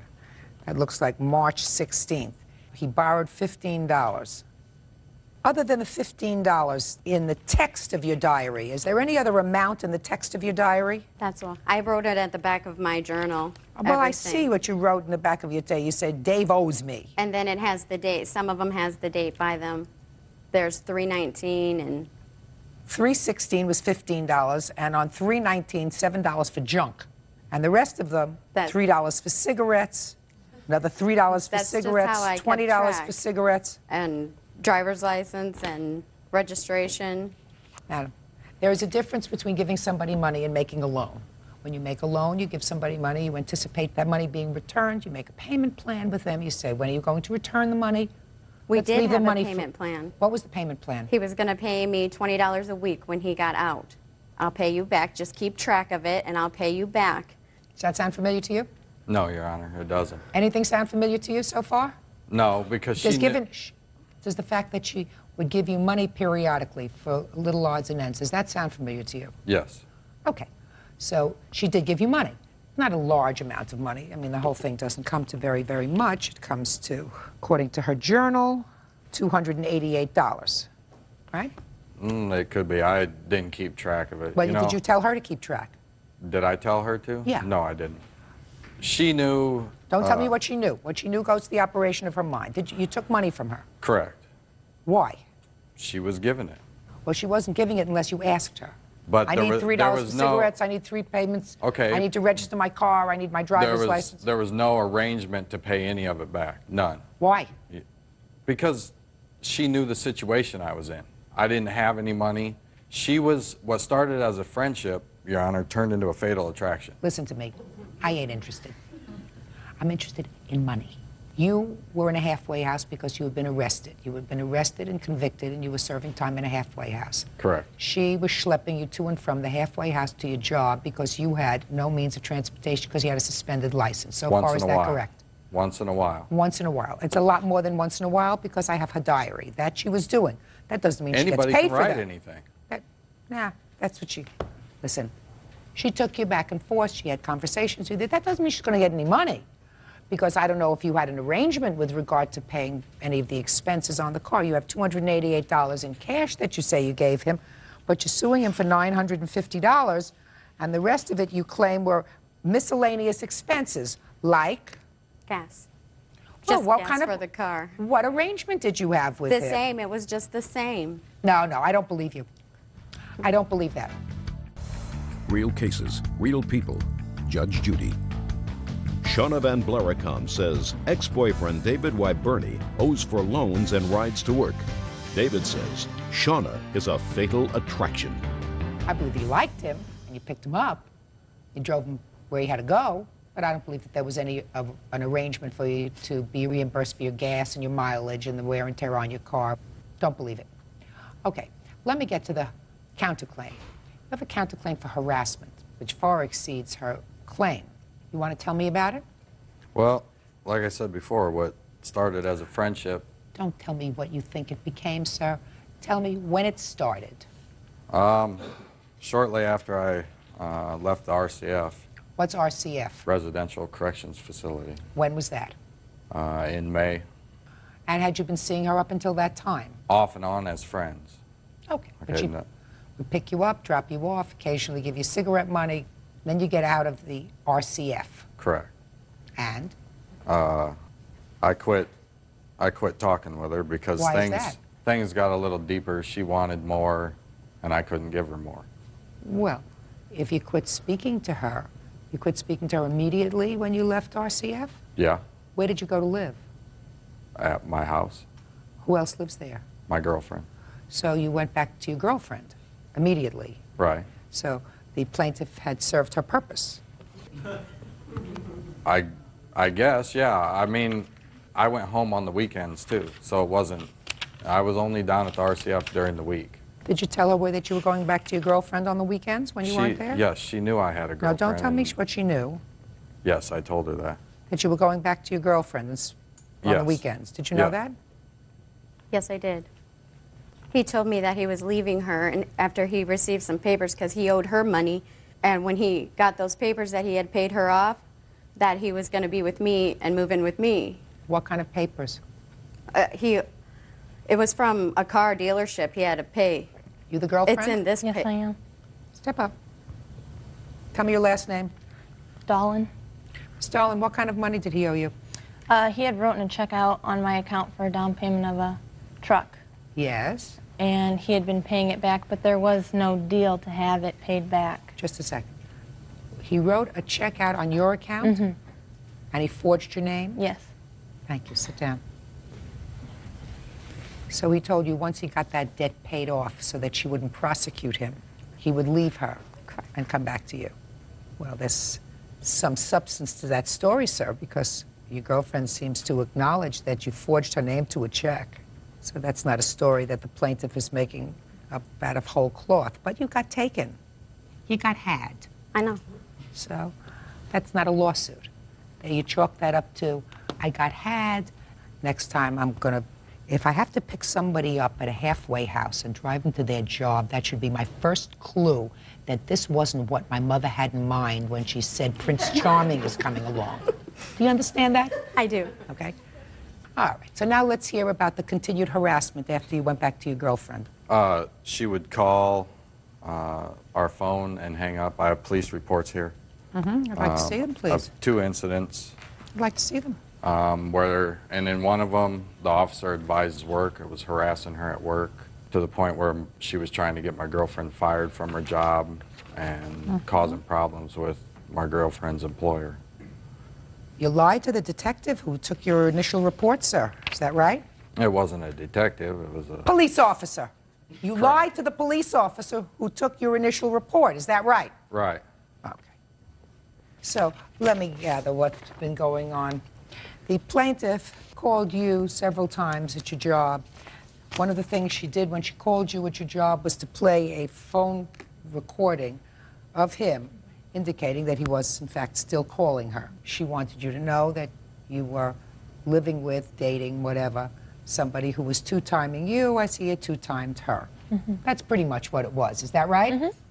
And the second phone call was someone who you did not know who it was at the other end because they hung up immediately. You assumed it was her. Is that It fair? happened enough times that yes. That you assumed it was Mhm. her. And they told you that you could, in fact, have records pulled, et cetera, but that was never done. Is that right? No. Fine. That's what I gather. Your harassment claim is dismissed. As for your claim, madam, I want you to be smart. Chalk it up to experience. Chalk it up to experience. She's with him now. I understand You that. have to say, good luck. That's right. Good luck, and I'm out of here. That's right. And I'm lucky to be out of here when I am, because if you want somebody with good character, you don't find them in a halfway house. Thank you very much. Parties are excused. You may step out. Don't be so trusting of everyone. Not everyone is good-hearted. I think she needs to grow up. She's 34 years old and she should have learned a lesson a long time ago. And now the next case. All parties on Williams versus Hume. Step forward, please. 19-year-old student Jennifer Williams is suing her ex-boyfriend, 19-year-old student Michael Hume, for attorney's fees, money loaned, and for kicking down her door. Miss Williams, the defendant is a former boyfriend of yours. I gather you were arrested on some sort of a warrant from when you were a juvenile. Is that right? Probation violation. And at that time, according to you, Miss Williams, he's in jail, and you loaned him some money to buy some socks and other toothpaste, I guess, combs, Yes, ma'am. shaving stuff. That wasn't a lot of money. How much was it? $200. Did he ask you for that money? He asked for the money to be put in his account. I said I would do it as long as he paid me back. Did you say that to him? Yes, I did. You remember that? Not at all. I don't. Do me a favor, don't laugh. Sorry. Did she put any money into your account? Yes, she did. How much? She said 200. How did she know you needed money in your account? Well, I made phone calls. And what did you say? I said that we have commissary and I would like some money, and she sent me money. Some of that money, I was under the understanding that some of that money came out of one of my paychecks when I was working security before I was incarcerated. Did you have any paychecks of his that he got after? No, ma'am. None of the money that was put into his commissary account came out of his paycheck. That all came out of my paychecks. Where was his paycheck? At Sandy's house, who was his employer at the time. It was at her house. So you never got his No, paycheck? ma'am. Okay.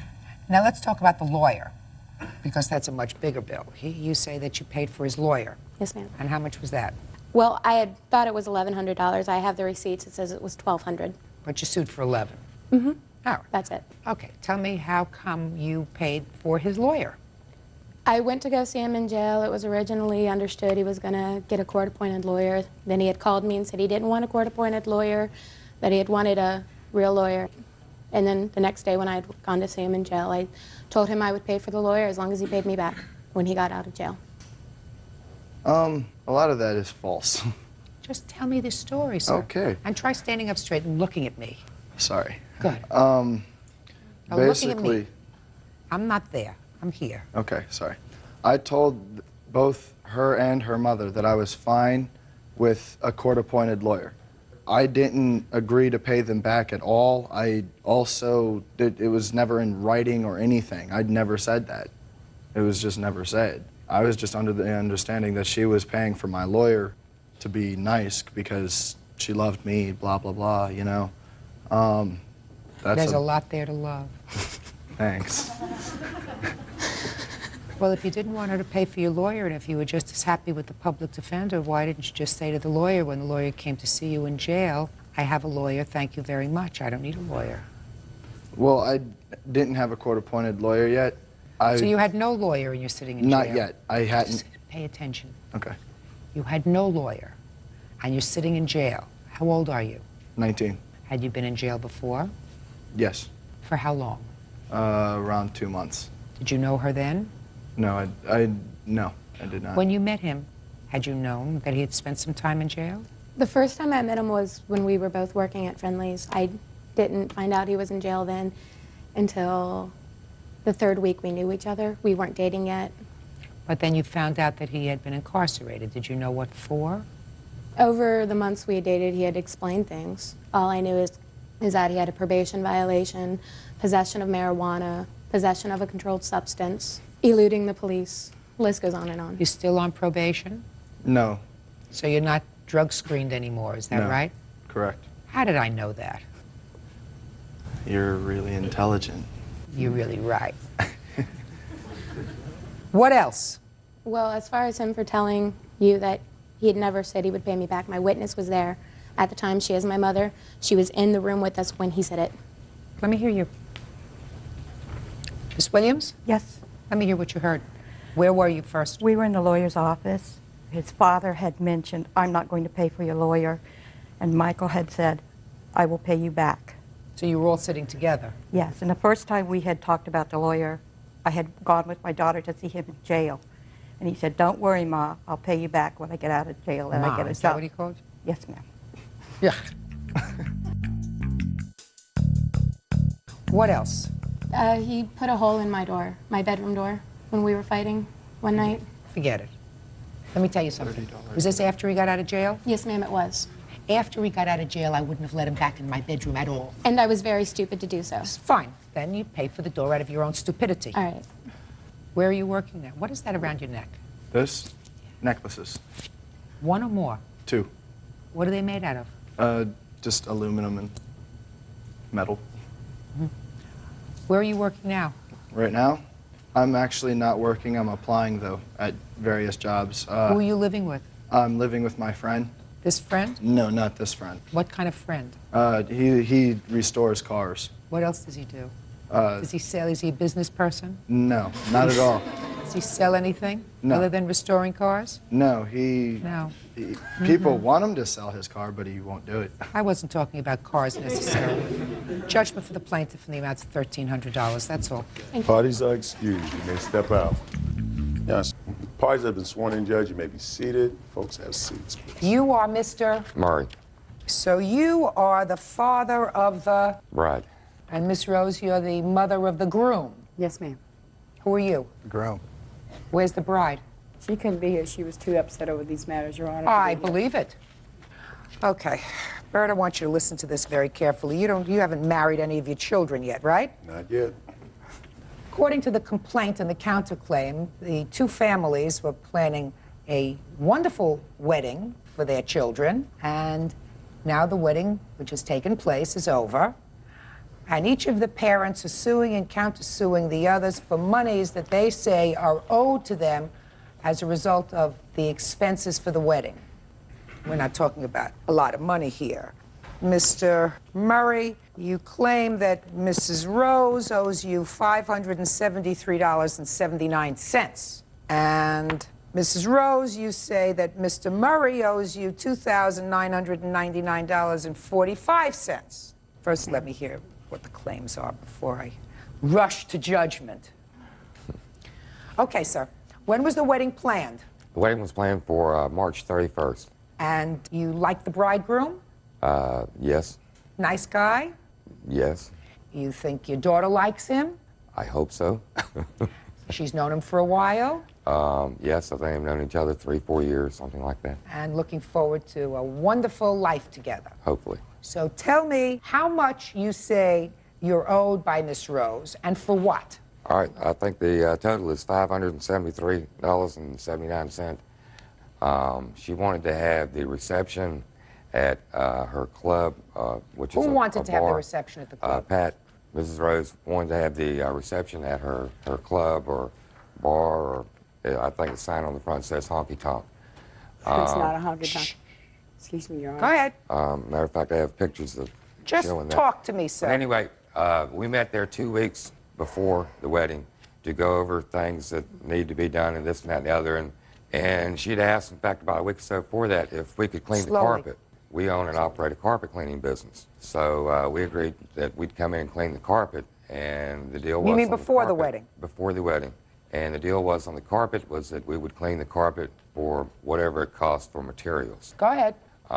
We went in and cleaned the carpet. In fact, my wife and my stepson had went and cleaned the carpet. They were in there for like 6 hours. We used somewhere around 60 gallons or 62.5 gallons of cleaner in this restaurant. It was extremely, extremely bad.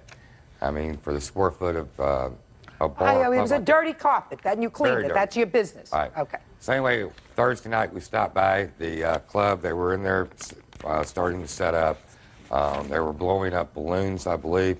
She said she didn't have a way to go to the store to pick up some of the food items that she wanted to prepare for the reception. And we said, well, we can go do that.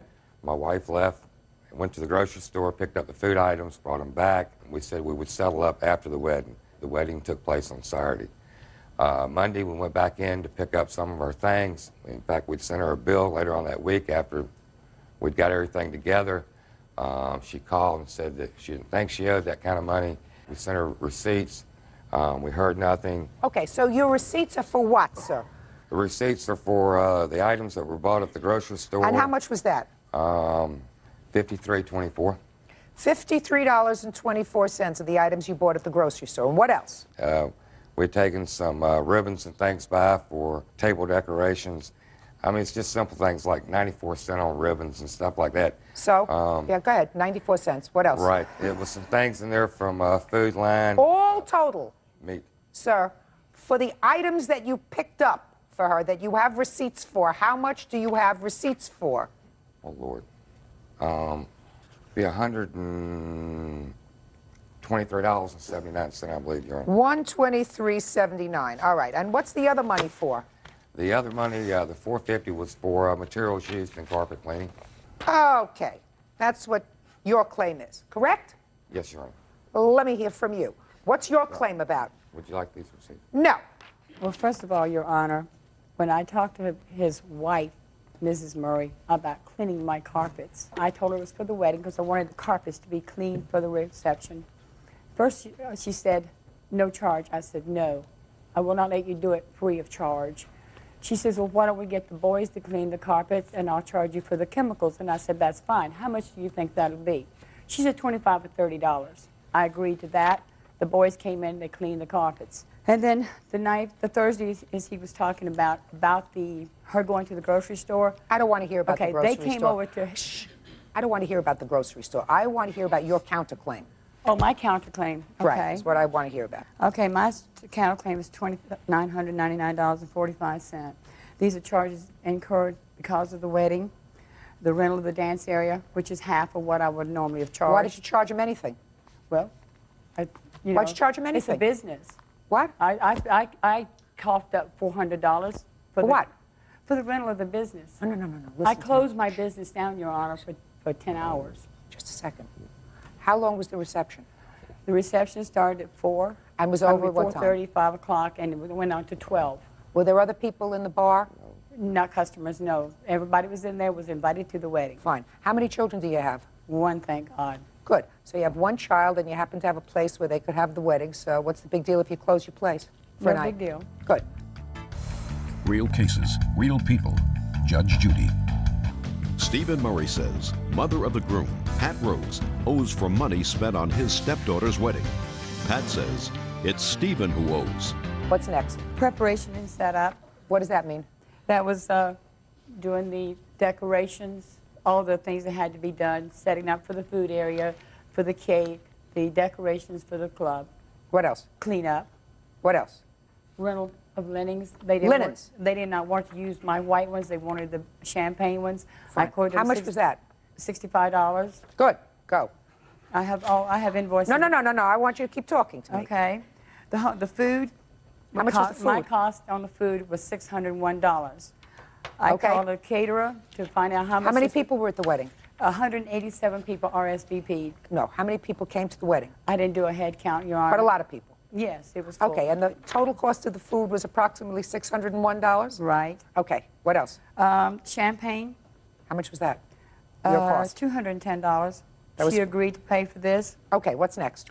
The bands and the DJs. Are these regular employees of yours?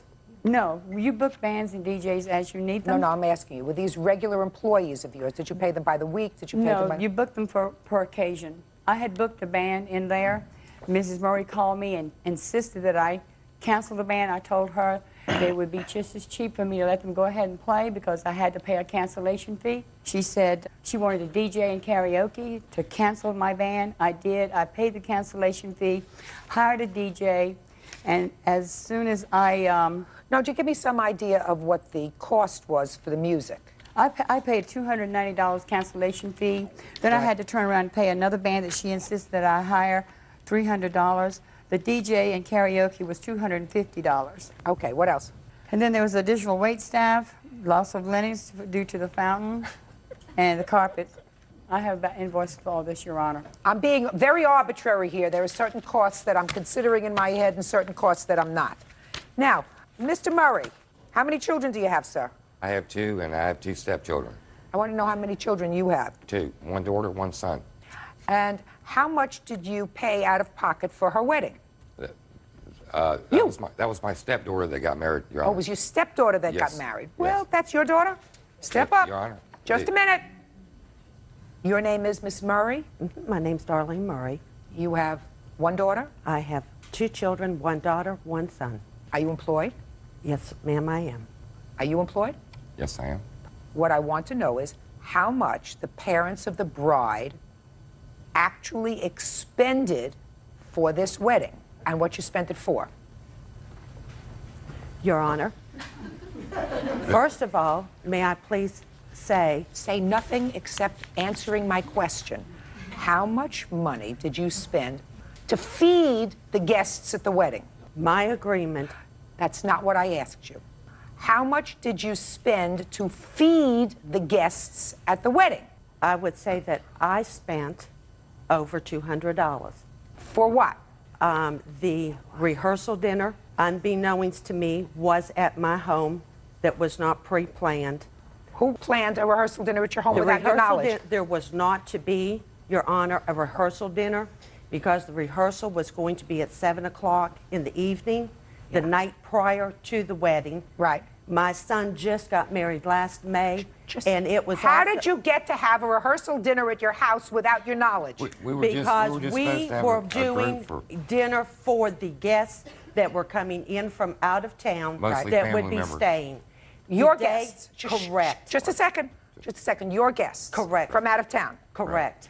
Were any of the groom's guests from out of town at this rehearsal dinner? They were not to be, but at the last minute, because of not planning correctly, Miss Rose informed me that they would then come to our house after the rehearsal. Honor. So I ended up with their family and our out-of-town guests at our home for a rehearsal dinner that we prepared all the food and liquor at. Okay. Your No, Honor- no, don't answer.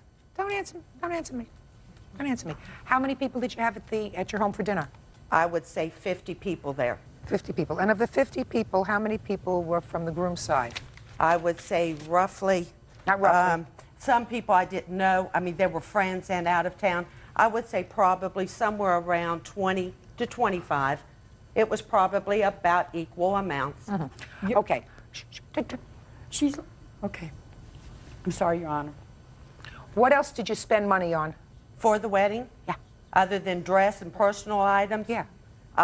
Nothing, because it was not my wedding. This is my daughter's third wedding, Your Honor. wedding. I paid for the first one. And Stacy and Wayne agreed to pay for this wedding. My daughter is 35 years of age.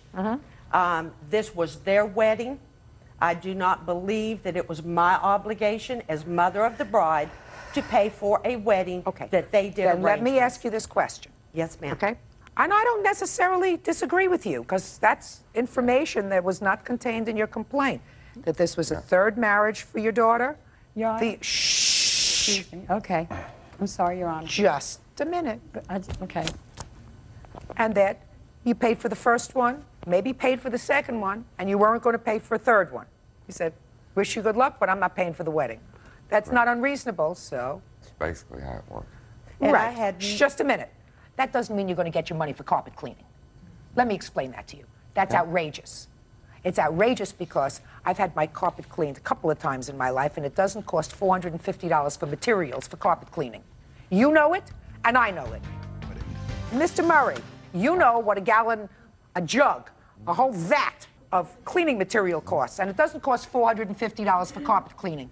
And even if it did, which it doesn't, it seems to me, while you had no out-of-pocket expenses for the wedding, it was a nice gesture if you said, if you're donating your hall, which, by the way, you're going to do.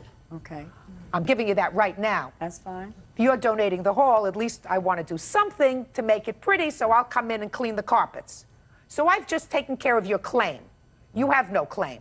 You cleaned the carpets and you picked up $100 worth of food. Big deal. According to you, you had a lot of out-of-town family. I don't know if it's your family, your daughter's family. So even if you made a rehearsal dinner, you decided to do that, and you made it at your house for your out-of-town guests, you knew that they were going to be fed at her establishment because she paid for the food. No, Your Honor. Yeah, I believe she paid for the food for the wedding. Your Honor, may I please say something? You're telling me everybody brought something? Yes, Yes, ma'am. ma'am. And I have the list a as friend- to how it was A friend of done. ours that came from North Carolina that does wedding cakes, she made the cake and she brought the cake How many down. people were at this wedding? I About think it was- I think it was- 120 people. yeah. 120 people. So somebody else made a wedding cake. Big deal. And No, if you're telling me this was a potluck wedding where everybody brought a dish to feed 120 people, I'm telling you I don't buy it. Well, it Forget it. wasn't- You have no claim. Wasn't You enough food listen to feed me. 120 You people. have no claim. What I don't understand is why you two people have chosen to interfere with the happiness of your children over what I consider pittance of money. Everybody has problems when they plan a wedding. Everybody has problems when paying for a wedding. The bride's parents are supposed to do this, the groom's parents are supposed to do that. In the case of second or third marriages, perhaps that's different. But it seems to me you have one child, and you want that child to be happy. Both of you have placed a strain on a brand new marriage by fighting with each other. This will never go away. This will never make your children feel better. Put your hand down. I am certain that they have had many hours of discussions, unpleasant discussions. Is that a fair statement? You and your new wife? Yes, ma'am. Over this nonsense. Nonsense. Stand up here with your mom. Do you work? Yes, ma'am. What kind of work do you do? Professional painter. Have you been doing that for a long time? Right about 8 months now. Is this your first marriage? Yes, ma'am. And you knew it was your wife's third marriage? Yes, ma'am. Does she have children from her first two marriages? Yes, ma'am. 2 girls. How old are they? 19 and 16. Are you currently living with your wife? Yes, ma'am. Other than this strain that you have any other stress or strain? Regular life, but this is really a real bad strain. This is what I'm going to suggest that you do. If your mother wants the money for the rental of the hall, for the band, and for any other incidentals that she may have incurred for this wedding, I suggest you and your wife pay for it. Your Honor. Do you understand? I suggest you and your wife pay for it. May I say something, Your Honor? Sure. Mrs. Murray is the one who demanded all these demands. She's the one that ramrodded the whole affair. She's the one that made all the decisions, not the bridegroom, not myself. She's the one that demanded that I cancel the band. Then she's the one that demanded that I hire a DJ. She's the one that demanded that I rehire another band. She's the one who agreed to pay for the champagne. She's the one who agreed to do all this stuff. I helped clean She's the carpet. the one, she was so petty Just a about second. everything, Your Just Honor. a second. Listen to me. I wasn't there. And I believe, just listen to me. You don't have a written agreement with her, do you? Verbal agreement. I said you don't have a written agreement No, with her, ma'am, do I have you? a verbal agreement. Okay. I believe them when they say that they were not prepared to make a third wedding. I believe them because that's very reasonable. And they were going to use your club, and there weren't going to be a lot of expenses. You have 2 adult children, one of whom has 2 children who are adults themselves. So if you feel as if you have to be reimbursed for the rental of your place and table linens, I suggest you speak to your son and make arrangements to do that. Your case is dismissed as well as your counterclaim. That's all. Parties are excused. You may step out. Yeah, this is case number 300 on the calendar in the matter of Lane versus Sandicott. Thank you, Bert. Parties have been sworn in, Judge. You may be seated. Ma'am, have a seat, please. The defendant was a former friend and roommate of both of you? Yes. Is that right? And it is your claim first that you sold him a car, that he didn't make all the payments on the car, you repossessed the car, then the police came to your house, arrested you both, and you spent 6 days in jail. Yes.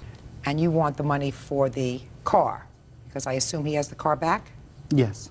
Next cause of action is you claim that he stole certain property. Yes. The defendant says that he actually owed you very little on the car because he did some work for you, and he's got a counterclaim for value of a computer, software, lost wages, and a whole bunch of pain and suffering.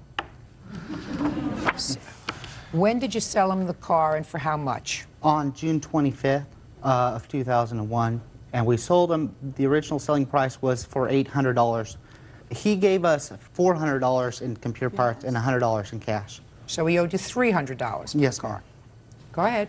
Then we agreed to finish paying for the rest of the car in 1 week. A month later, we came to Jeff and we asked him, can he, finish paying for the car? And if he wasn't going to finish paying for the car, we were going to repossess it, and he wasn't going to get reimbursed for the amount he already paid.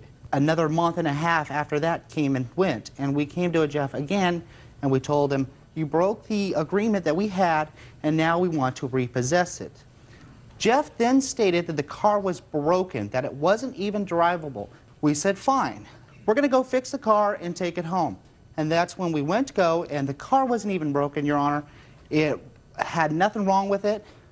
We drove the car home, and the next morning, the police came because Jeff called the police and told him that we stole his car. Was the car titled in your name at that point, sir? No. It was not? No. In whose name was the car titled? I believe it was in the people they had bought it from. It had never been turned over into their name either because we were going to turn it straight into my name. So you didn't have the title to the car? Right. And you didn't have a title to the car in your name? I do have a bill of sale and the title that is listed for my wife's name on the title, Your Honor. Let me see it.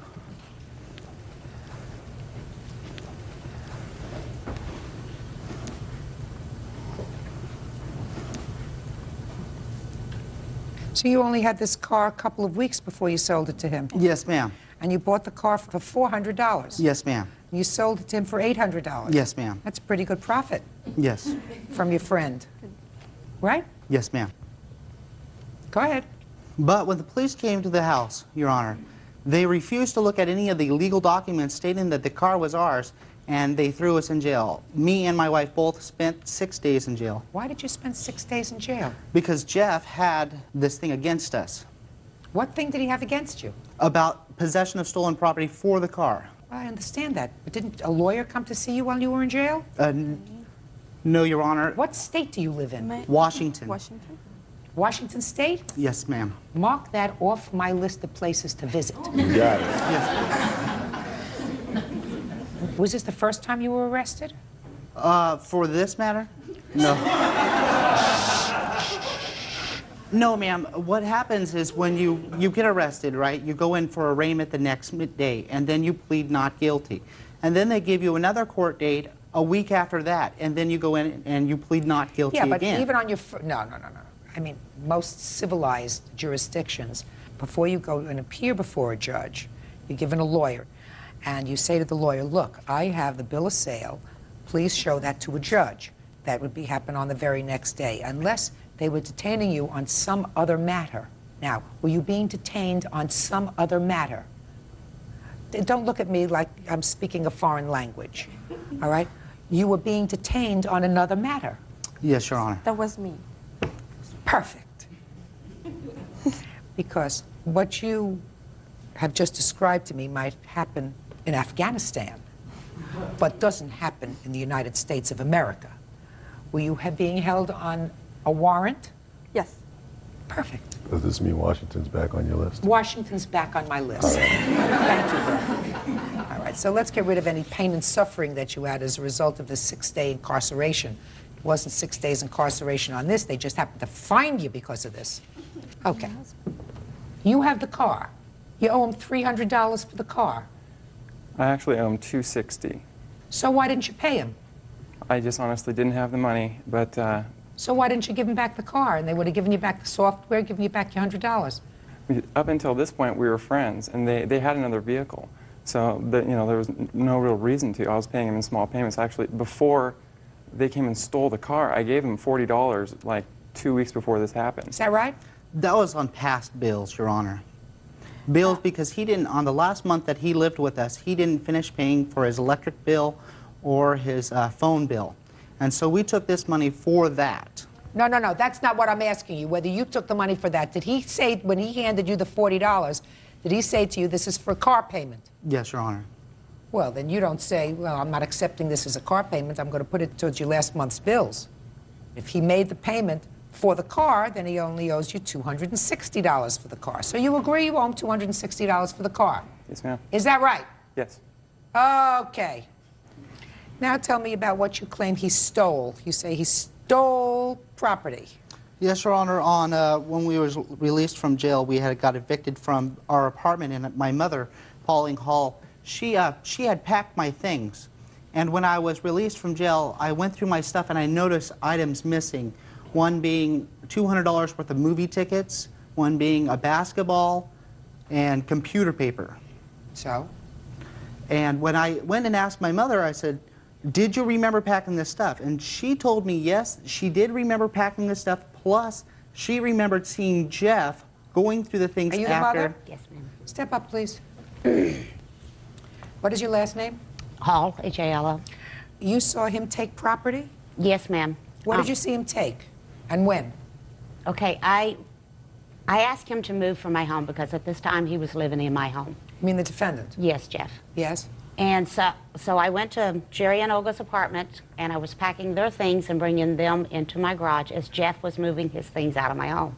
He was taking tables and chairs and basketballs and going through boxes. He had taken some food, that all of these things he said was his. Well, my daughter Janet told me not to let him do these things. And I said, I'm very tired. I just want to get these kids moved out of their apartment, and Jerry can deal with him on this matter later. About a week after this happened, Jeff and I had a phone conversation because Jeff had taken some things from my home that I wanted back. And he told me that he put $300 for the money that he had owed on the car in Jerry and Olga's checkings account. And I said, Jeff, that's a lie because they don't even have a checkings account. We closed that out. Real cases, real people. Judge Judy. Jerry and Olga Lane say former friend Jeff Sandercock owes for the cost of a car and stolen property. Jeff says the Lanes crossed the line when they tried to repossess the car. Did you take a basketball that belongs to him? I honestly don't know. I moved a lot of stuff in that 2 days. Do you have a basketball that doesn't belong to you at home? I don't think so, no. How much was the basketball? It was probably about worth $20, Your Honor. You more than made that up on the car. Sit down. So far, you owe him $260. Now, you want to tell me about your counterclaim? Take a deep breath. I'm ready. Well, first of all, I had given him $500 worth of computer stuff. And it was a computer and a fax machine, printer, scanner. Whatever, it was towards the car. It was just... That was towards the car. A ton of I stuff. gave you credit for that, so we don't do double dipping here. Right. But the reason why they took the car was because they had come over to the house when I was living with Pauline, and they had made mention of fleeing to Canada because his wife is an illegal immigrant. And they were thinking she was going to be deported for the electronic fraud that she had gone to jail for. So that's when they came and stole the car. And I asked you a question. I'm on your counterclaim. Do you understand? You still owe $260 on the car. You agreed to pay $800. You didn't pay $800. You owe $260. You have a counterclaim. You say they took property. They owe you for computers, software, lost wages, and a whole bunch of pain and suffering. I'm waiting. the software he had dropped about a week before this had happened. It was just a CD that I lent him, and he dropped it on the ground, and it scratched, and he said he was going to pay me for it. It was $80. Next. The day he stole the car, I was supposed to be at two clients' place, because I work for myself, and I couldn't get there, so I had to call and I had to cancel. So, Oh, all right. Cry me a tear. Go ahead. What's next? that was it. That was. And that's your pain.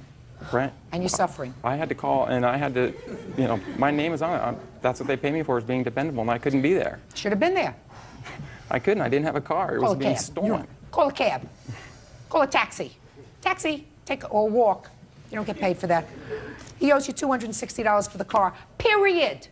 Your Honor, about the matter about him losing wages, he was not in possession of the car. Just 1 second. Listen to me carefully. I just dismissed it. I would like to dismiss him. He has no cause of action. He has no claim. Anything else you want to tell me? Yes. What? First of all, I'm a legal resident. I'm not illegal resident of the United States. Then when he moved in with us, to live with us, I paid a deposit. He didn't pay his part. When he paid last money for the car, I said, this is for last bills. It's not for the car. This is for last bills. Listen to me. You had the car for 2 weeks. You didn't even transfer the title to the car in your name, and you made a $100 profit. That is a 20% profit. Is that right? 20% profit on what you, 25% profit on what you paid in 2 weeks. People could get that in the stock market these days. They would be very happy. Stop complaining. Goodbye. He's excused. You may step out. The computer was worth way more than $500, for all the hardware and stuff. Numerous times we came to Jeff and said, hey, for us to resume our our friendship, he needs to continue to pay for the car. And now the next case. All parties in the matter of Morrison versus McKinney. Step forward, please. 31-year-old office manager Carla Morrison is suing her former friend, 27-year-old retail salesperson Corey McKinney, for an unpaid cell phone bill. Corey has a countersuit claiming Carla vandalized his car. Miss Morrison, according to your complaint, you and the defendant were friends, and there came a time when each of you wanted a cell phone. I know what happened with an uncle of yours. He agreed to get the cell phones for you, but the defendant's agreement with you was that he would pay his portion of the cell phone bill. That is correct. You claimed that he ran up a substantial bill on the cell phone, which he has not paid. That is correct. Now, the defendant, I read your answer, sir. You don't seem to dispute the fact that you ran up a substantial phone bill. Right. Is that right? Yes. And how much was the phone bill that he ran up? His calls came up to $1,000. Can I see that, please? We initially got our phones in January. I believe I had Corey's phone disconnected towards the end of April, the beginning of May. 4 months. Right, but his calls ran into like June and July. Okay, so the bills are really in his name. This says total Nextel charges for Corey, right? On the bill it says for I Corey. never seen the bill. Well, we'll show it to you. Actually, it's $1,007.37. Correct.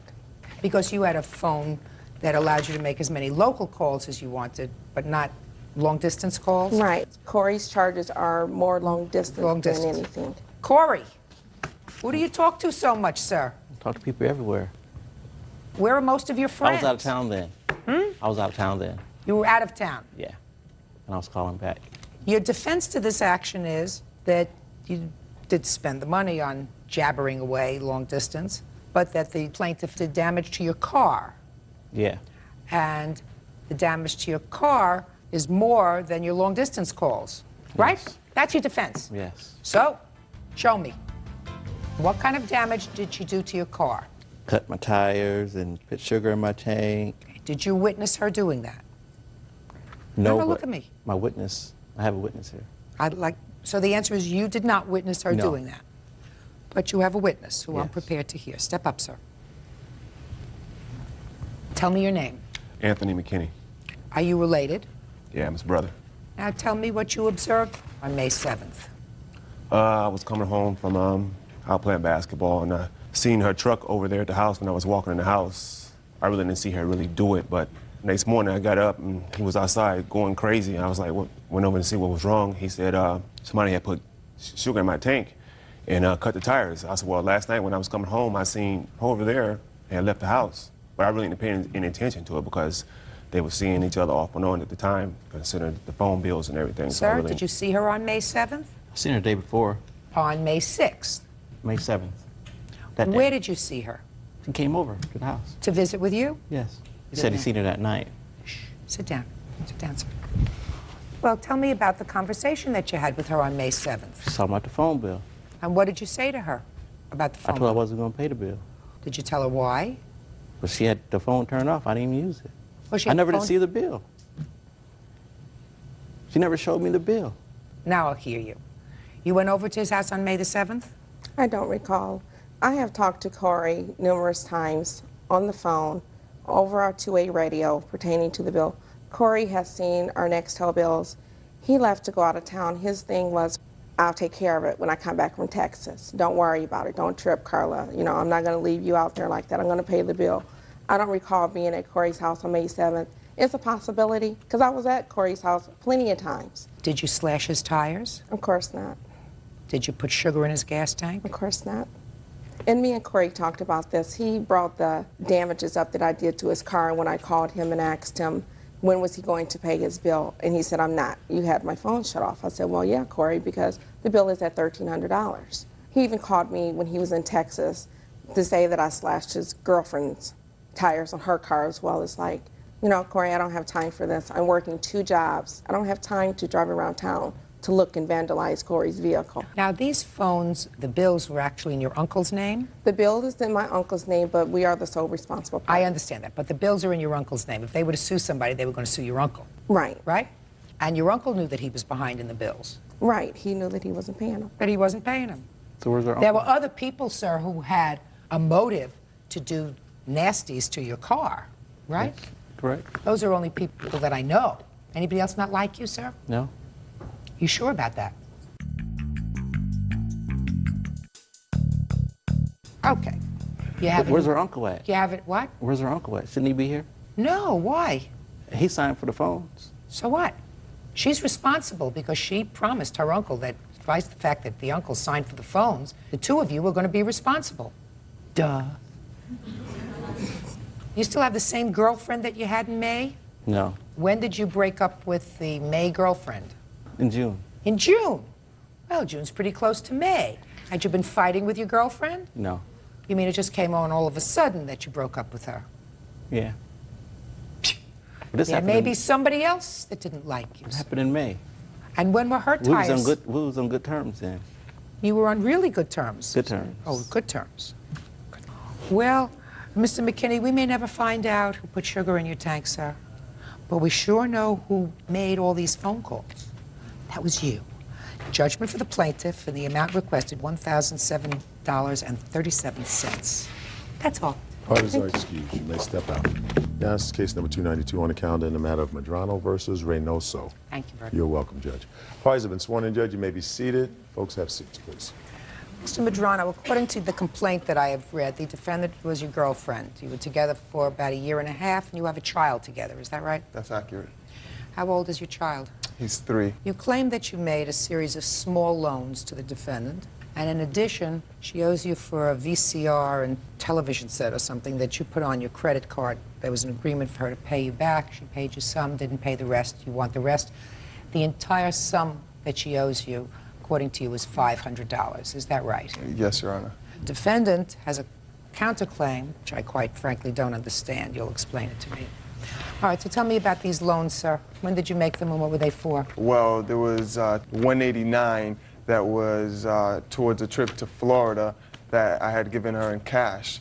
There was another $150 that fixed the car. There was something wrong with the brakes. And there was another $150 that she didn't pay me, refused to pay me for the TV and VCR that I had purchased for her on my credit card. Oh.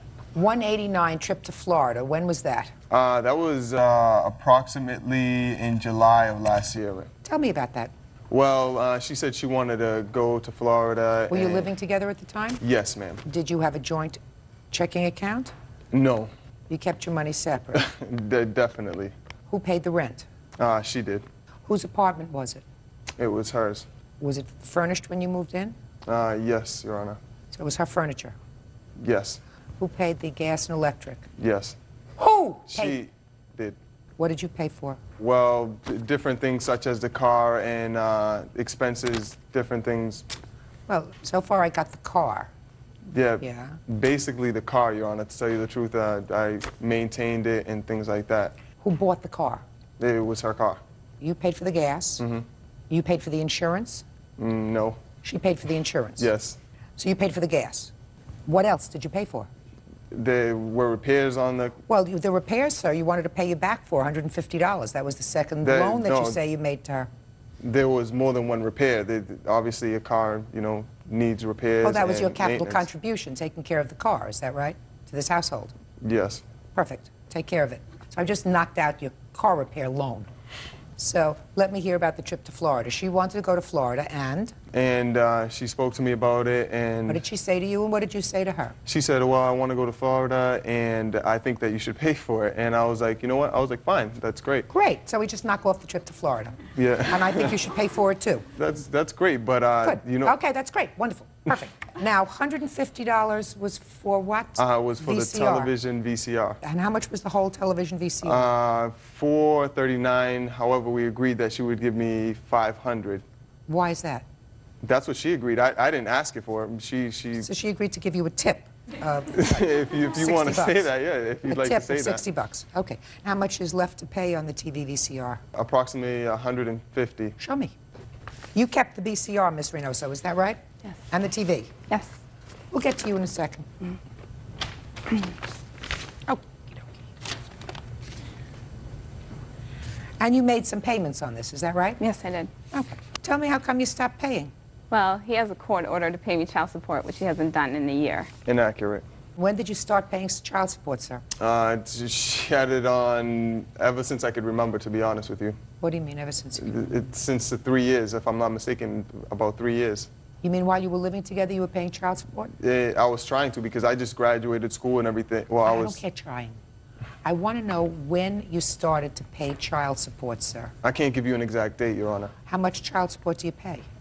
It's $60 a week, and I was paying that in sporadic payments because I was also paying for school. So is it fair to say that you didn't make all your child support payments? Yes. Was it fair to say that, let's say you missed 3 payments. More than that, Your Honor. More than that. Yes. At least $150 worth of payments. Yes. But the entire thing was I was going to take the money and send it back to her. So she would receive the money and it would bring down the arrears that I'm currently in. When were you going to do that? When I received the money. And where were you going to get the money from? From her. For what? For the $150 that she owed me. And get a life. I have no idea what precipitated your bringing this lawsuit, sir. No idea at all. Somebody that owes a substantial amount of money in child support doesn't futz around with $150 that's owed on a TV VCR. You know, you'd find a rock to crawl under someplace, but you don't come out in the open and go into a court to sue for $150 to fix a car that was your sole responsibility while you lived together, $189 for a Florida trip that was clearly a gift when you made it to her. she spent with her boyfriend, ex-boyfriend, I should say. Real cases, real people. Judge Judy. Fernando Medrano says the mother of his child, Florangel Reynoso, owes for a series of loans. Florangel says Fernando hasn't paid child support in over a year. All right. Now, Ms. Reynoso, I'm going to hear about your counterclaim now. What's your counterclaim for? $2,400. For what? When we were living together, we made an agreement that we were going to get new furniture. So I had asked him if it was a good time. My cousin wanted to buy the furniture off me, and if it was a good time to sell it to her. And I asked him quite a few times, and I said, "Are you sure you're going to get me new furniture?" And he said yes. So I'm like, okay, that's fine. That never happened. He left in August, and my living room was empty. I had no furniture. Get it back from your cousin. What else? Then I asked him a week ago, 2 weeks ago, to get his son a bed because he's getting too big for the crib, and he refused. So that's not a lawsuit. You asked him to get a bed, he said no. That's not a lawsuit. What's next? And that was it. And just clothes that I bought for Jaden since he doesn't help me in anything. But that was it. Okay, so you know that that's all nonsense. Perfect. So I don't even have to address the fact that your counterclaim is nonsense. And I don't have to address the fact that your claim is nonsense. So your claim is nonsense, you get nothing, you get nothing. What you do get from me is a lecture. How old are you? 29. And you? 23. You have one child? Yes. How many children do you have? Just one. What kind of work do you do? Substitute teacher. Do you have a permanent teaching license? No, that's not my field. What's your field? Criminal justice. Shh. What do you want to do with a criminal justice degree? I'm interested in going to law school. However, that's not in my reach, in my grasp right now. Trying to get finances together. Who do you live with now? I live with my mother. No, you don't. Not all the time. I say that because there was a slight pause in your answer. I live with my mother. People who live with their mother say, I live at home. Is that your friend? Long-time friend. Good. Even he knows you don't live with your mother. Mr. Medrano, you make a baby, you have to support that child. I agree. And you can't say, I have things to pay for, I have school, I have other things. If you're a substitute teacher, that means when you're not substitute teaching, you have time. You can do a lot of things. You drive a taxi cab, you drive a livery, you do something to make money. That's not what I graduated college for. Oh, sir, I understand that. People do things that they don't necessarily enjoy doing and that they're not necessarily trained to do or aspire to do in the future when they have responsibilities. You created a responsibility, and if no other family court judge has said this to you directly, I'm going to tell you that it is unfair and irresponsible and long-term is going to be the worst mistake you ever made by not treating the responsibility two of you created as the most important responsibility you have right now. I have worked a lot of jobs that I wasn't trained to do because I had a family to take care of. My husband, for sure, did a lot of jobs because he had children to take care of. Part-time, nights, weekends. Because when you make children, it's your responsibility to see to it that they want for nothing. So grow up and get your act together. Your claim is dismissed, as is your counterclaim, that's all. Parties are excused. You may step out.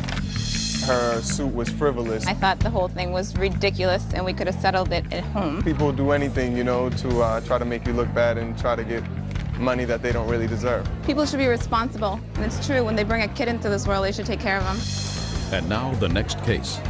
All parties in the matter of Fulcher versus Shaw. Step forward, please. 20-year-old student Sarah Fulcher is suing her former friend, 20-year-old student Catherine Shaw for the cost to repair her truck. Sarah says Catherine drove the vehicle without permission. Miss Fulton, you go to college? Yes, Your Honor. Which school do you go to? Tulane University. And you? Tulane University. According to your complaint, you decided to park your car at the defendant's house. Yes, Your Honor. And your arrangement, according to you, was that when you needed the car, you would come by and pick it up, and that there were occasions when she drove your car. And on one occasion, she drove your car, she had an accident, and you want her to pay for the damage to the car. Yes, Your Case is about, the defendant says you should use your insurance. So when did you start to park your car at her house? I had previously lived at that residence, and I'd started parking there in October of 2000. I continued parking my car there when I moved, and... When did you move? I moved in January of 2001. And your discussion with the defendant when you decided to leave your car there was what? There was not too much of a discussion. It was a public parking on the street. I see. So it was just in front of her house? Yes. Is that right? Not exactly. She also gave me the keys to her car, and she allowed me to run small errands. Did you have a car yourself? No. Okay. When was the accident? The accident was February 19th. Tell me what happened on the 19th of February. On the 19th, I was running an errand, and I was time? Around 10 o'clock in the morning, and I was making a left turn, and as I was turning, a woman in a black car hit me, and she got out of the car, and she was hysterical, and then she was screaming about how her mother was a police officer, and that she was going to go get her, and she got in the car, and I never saw her again. Okay. So you were making a left turn, and somebody who was coming from the other direction who had the right of way No, hit you. someone that was behind me hit me. In the rear? Yes. So the car was hit in the rear? Well, it was in the side because I was turning and it hit the back side of the car. So you called her and told her that you had had an accident? Yes, ma'am. Take it from there. What did you discuss about the damage? At the time of the accident, I was in my room studying for a midterm, and I had no idea that she'd taken my car that morning. I had not given her permission to take my car. I received a phone call, and I advised her to call and file an accident report. And at the time, she discussed that a woman had hit her and that she had driven off after the accident. So it was a hit and run, basically. I then talked to Kathy about payment, and Kathy had said that, you know, it was her fault, you know, she was the one driving, she would pay for the damages. And did you say that to her? No, ma'am, I did not. I said, see what the cost is, you know, I'll see what I can do. I never agreed to pay for anything. Why not? Because I wasn't sure about my rights, and I told her that I would speak with my parents, and my parents told me to talk to a lawyer before I said anything. Is that what happened? No, Your Honor. This was in February, and she'd told me she would pay, and I'd given her 3 months. I did not take the truck to a body shop until May because she was saving up money to pay for the damages for my truck. And so I've been very lenient. Is that what she with said it. to you? She said, I don't have the money right now, I need more time. So I assumed that she was saving up money for the damages. In early May, I took the truck to a body shop, but at this time, she had not spoken with her parents yet. She was just going to pay and not tell her parents about it. And it was just going to be between us because it was our issue. And Kathy kind of avoided the situation, and I told her that my mom might want to talk to her mother about the situation to see if we can work anything out, and that my mom would like to speak to Kathy about a payment plan. My parents were willing to help her out with that, and she could pay like a monthly payment of $100 a month. They never got to discuss this with her, though, because then I got a call from her saying that she has a lawyer now and she can't talk to me, which ruined the friendship, basically, too, since we're not allowed to speak. So let me understand this. When you spoke initially to the defendant after the accident, is your testimony that she said to you, in sum and substance, that she would take care of it, but she needs a little more time? Yes, Your Honor. And Ms. Shaw, if I understand you correctly, you did discuss payment of the damage for the car when you initially, just pay attention, when you initially spoke to the plaintiff, there was a discussion about paying for the damage. Yes, there was. You at least intimated to her that let's see how much the damage is, and sometime later indicated that you don't have the money right now. That be a fair statement? Somewhat fair. I told her from the beginning that I did not have the money, and I never said that I was saving up. But you intimated that to her, because if you say, I don't have the money, and that's it, and I'm not paying you, then she has other options. Maybe insurance company, maybe just have the car fixed and sue you at that point. But if you said, I don't have the money, and added right now, but I'm going to be working and saving it and I'll take care of it, that would lend some credibility to her testimony that she waited to have the car fixed because she was waiting for you to come up with the money. No, Your Honor. When I told her that I did not have the money, this was when I believed that it was going to go under the insurance. But then after a while, I was told that her parents didn't want to put it on the insurance because they didn't want their rates to go up. And that's when I said, I cannot pay for this. This is not happening, and I got a lawyer. Well, just a minute. Do you think that that's unfair, Ms. Shaw? Well, when she allowed me to drive the car, she knew the risks. So did you? Yes, Your Honor. You mean And only she knew the risks? I assumed that it would go through insurance. You never even thought about it. Ms. Shaw, if this accident for which you were responsible went on her family's policy, there is no question that their rates would go up substantially and not just for a year. Let me see the estimate for the truck. You two ladies, according to this complaint that I've read, were very good friends, and you were getting married. You asked the plaintiff to be your matron of honor at the wedding. She agreed. She purchased a dress, which she paid for. There was some sort of a disagreement. You were uninvited to the wedding and uninvited to be part of the bridal party. You want to be reimbursed for the dress, as well as, according to you, a lot of mental anguish, which we'll get to in a minute. The defendant has a cross-complaint for some sort of an assault and undermining some guests' appearance at the wedding. She said that you convinced some people not to come to the wedding, and she's got a lot of mental anguish, too. She's also countersuing for an assault. Okay, very sad. How long had you been friends? 8 years. When was the wedding planned? September 14th of this year. Okay, so now tell me what happened. Okay, on September 8th, it was on a Saturday, Lori and I and a few of our friends decided to go out. It was a week before her wedding. Lori didn't want anything big because at the time her father was sick, so she didn't know if she had to cancel or not. So if she did, you know, she didn't want anything big. You mean like a bachelorette party? Yes. So we had decided to go to a pizza place, San Fratello's. At San Fratello's, we waited for about an hour. We were downstairs talking. Then they came up and they got us to sit at our table. And while we were sitting there, they were just talking about things they had did the night before. Now the night Who was talking about? it was Lori and the girls who were sitting at the table, the people standing up in the wedding. Now I was other members of the wedding party. Yes, her family. Okay. I have a letter from Lori. Tell me letter. So Okay. what happened? So they were talking about something that they had done the evening before. Right. They were altering dresses. They were doing party favors, and they were making seating arrangements. All of that I was excluded from. Okay. Didn't understand. So they're talking about how they had a good night that Friday night, blah, blah, blah, this. And I asked Lori, when did you plan on telling me about this, Lori? And I can't remember quoted words, but it was basically, you know, it was no big deal, blah, blah, blah, this, and she went downstairs in the bathroom. I therefore followed her. We were both upset. Lori and I were talking. She said it was nothing to hurt my feelings. She wanted to have a family get-together. And I told her, you know, that it hurt my feelings. I was hurt. She started telling me there was a bunch of her family members that did not like me. Okay, and... So, something happened in the bathroom, according to her. Yes, we got in an argument. It wasn't an argument, it was just basically our sides of the story, you know. But according to you, nothing physical took place there? No, Okay. nothing at all. She was in the bathroom stall. Okay, so nothing physical took place, according to you. Did you spend the rest of the evening together? Yes, we did. When did she uninvite you to the wedding? I came home on a Wednesday, September 12th, and after work I went in my mailbox and there was a letter in there from Lori, and I read the letter, and she uninvited me. Okay. How much did you spend on the wedding? $115 for the dress, and that was it. Well, then tell me why you're suing her for I am $115 suing for the her- dress, $885. Okay, I am suing her $115.50 for the dress. Right. Okay, I am suing her for my lost wages because I took off of work that day. Which day? Friday, the day of the wedding, September 14th. Yes. Okay.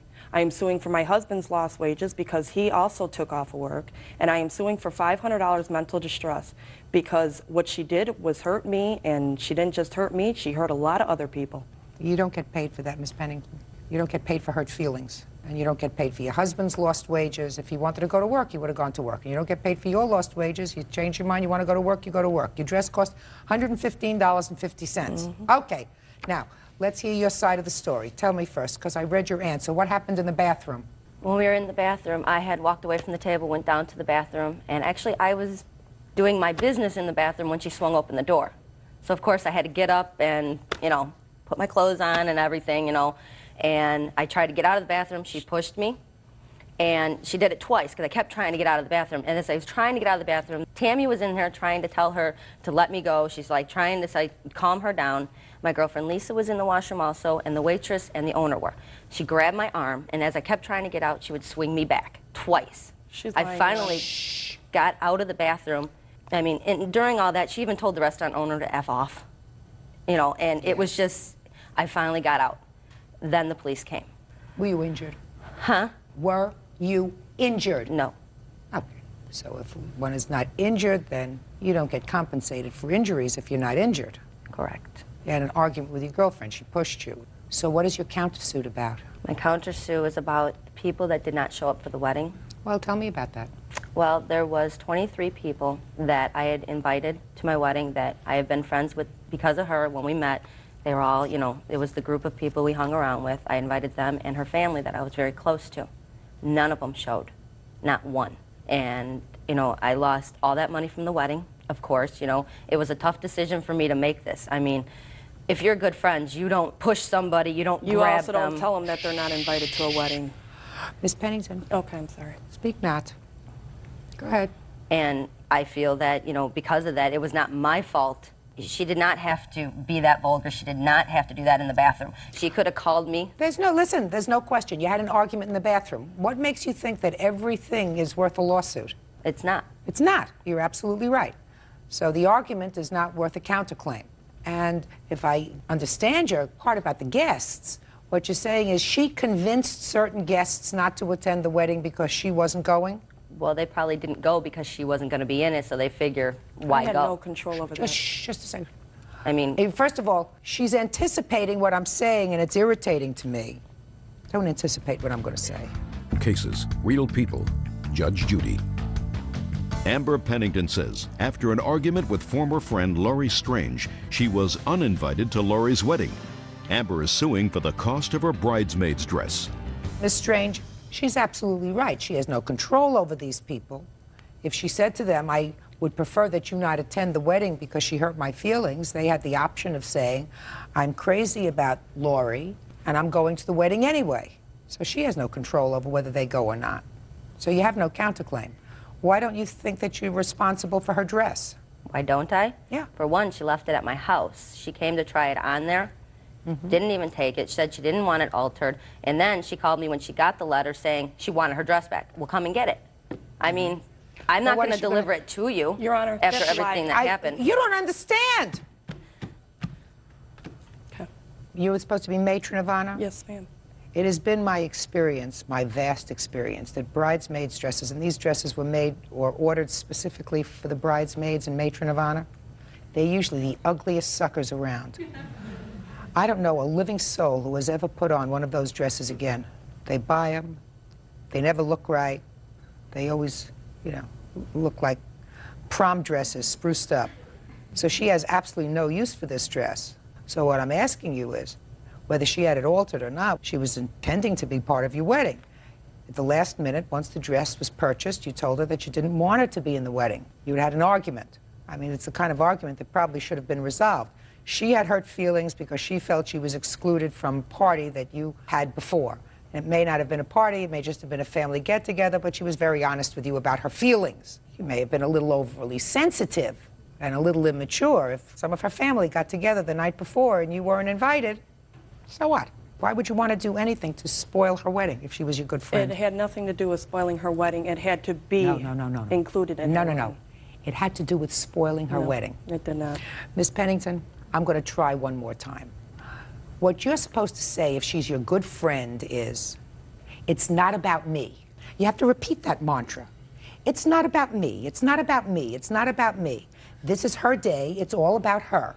And if my feelings were hurt, if I were a mature adult, I would have waited until perhaps a week or so after the wedding, maybe when they got back from their honeymoon, if they went on one and said, I just want to tell you, my feelings were really hurt that I wasn't invited the night before when you had some people over, because I thought we were really good friends. That's what a mature adult does. A spoiled, self-centered person, however, 2 days before or 3 days before a wedding, to create a scene and a fuss to diminish the joy of the wedding is just that, a selfish, self-centered person. That's you. But you happen to be a selfish, self-centered person who was entitled to her $115.50 back because she did, in fact, say, you're not welcome at the wedding. You had a loss. You're entitled to that loss. Not all the other things that you're suing for. Your lost wages, your husband's lost wages, your pain and suffering, your break. And Ms. Strange, you are not assaulted in the bathroom. You had a fight with your girlfriend in the bathroom. That does not rise to the level of an assault.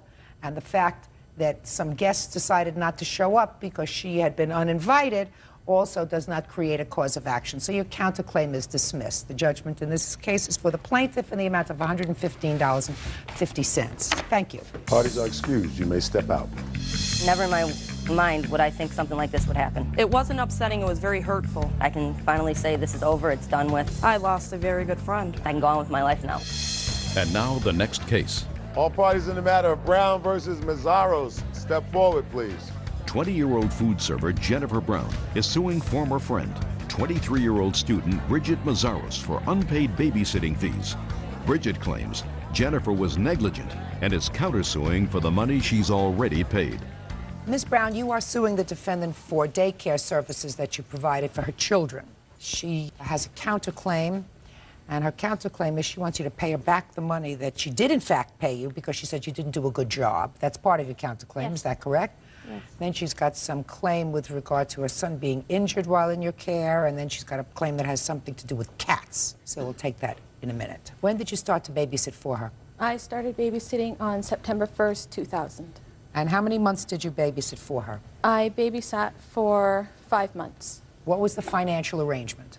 I was getting paid $612 a month. And according to your complaint, the defendant was getting that money from the state. Yes. For daycare services. Yes. And the check that she received from the state was how much? $612. So far, is that correct? Yes. Then there came a time after 2 months, you said, that she stopped paying you. Yes. What happened to the 3 months' pay that she is owed? Well, actually, she's wrong about when she started daycare. She started in the end of August, the first week of the end of August, because my then Fine. So we got the end of August. partner, I didn't pay her because she didn't do her job, basically. Why did you fire her?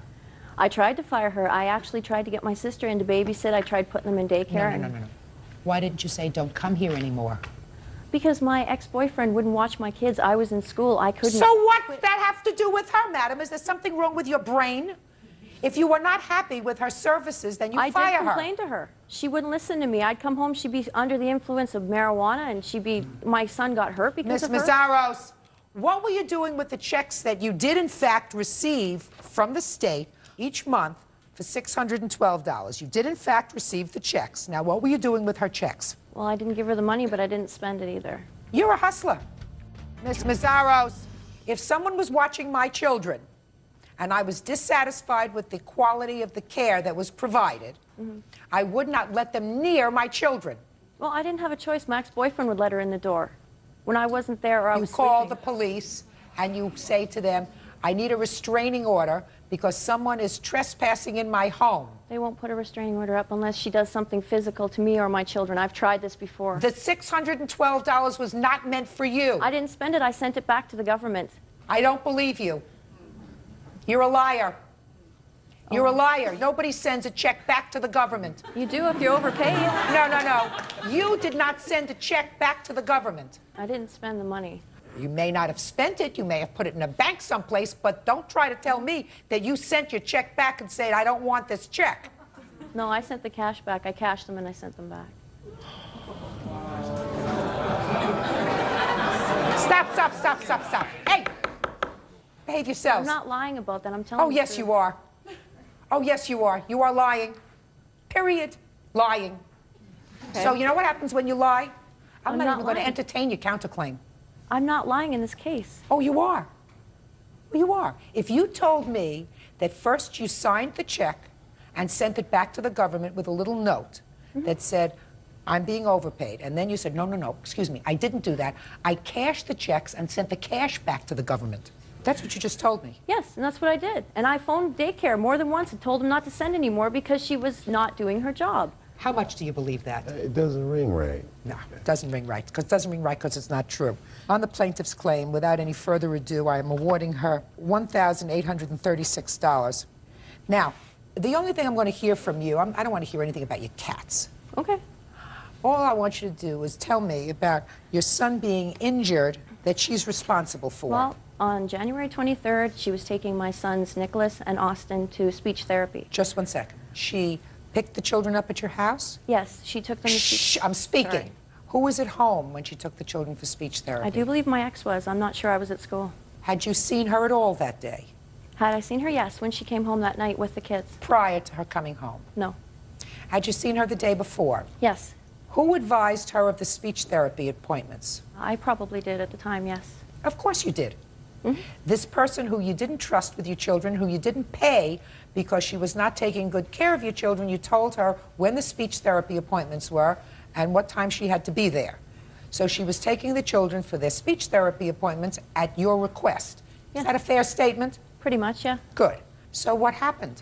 Well, they were on an accident, or they were on a bus, public transit bus, on the way home from speech therapy. She let my younger son, Austin, run to the back by himself, left him back there. The bus got into an accident, rear-ended a car, and he went up in his seat. There was no one to grab him from hitting the seat, and he was injured in the accident. Show me a medical report. Here you go. I also have the statement from the accident, if you'd like that as well. No. Okay. Did you retain an attorney? No, we filed a claim with ICBC. It's the Insurance Corporation of British Columbia. And what happened with that? Well, because his father wouldn't take him to the doctor to have him checked out a second time, they won't settle it at all. What was wrong with him? He hit his neck and his shoulder and his back on the pole when he went up in the air.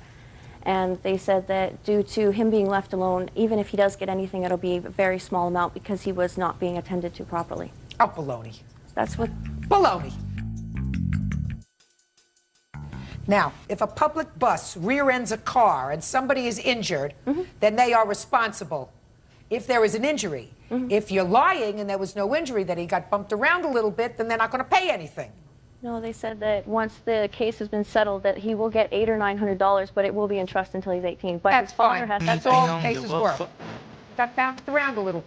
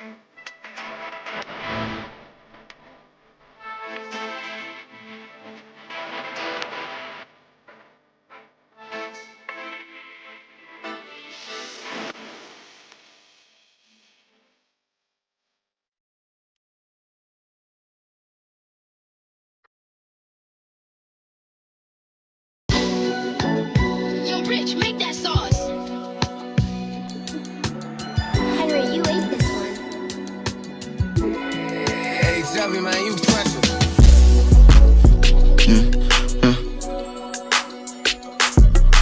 Seven in the morning and this bitch sipping drink. It took some time for me to get you, I don't know what the bitch think. Think about them times when it was okay to crash. Them time me and KD told on fire. Them pads inside like kitchen cells inside the rag. Ain't make no sense, so many died and think right now you don't even know. Exaggerate on fairgrounds, got roller coaster down fast. In the streets you looking those eyes, you'll see that ain't no lover. She tryna come over now, she want me to stroke her eye.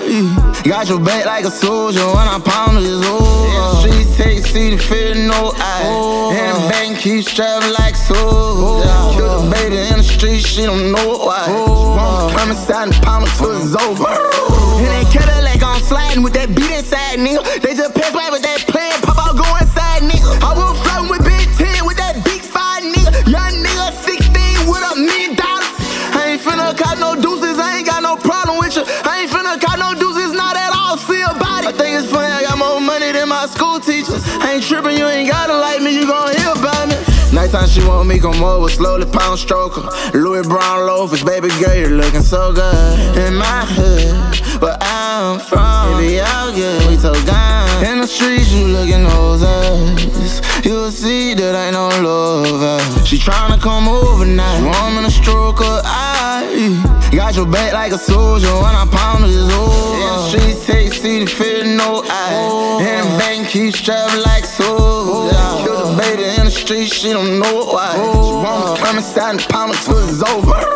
In the streets, take see the fear, no eye. And the bank keep strapped like soldier. Kill the baby in the streets, she don't know why. She want me come inside and pound her till it's over. तोड़ दिया उसने,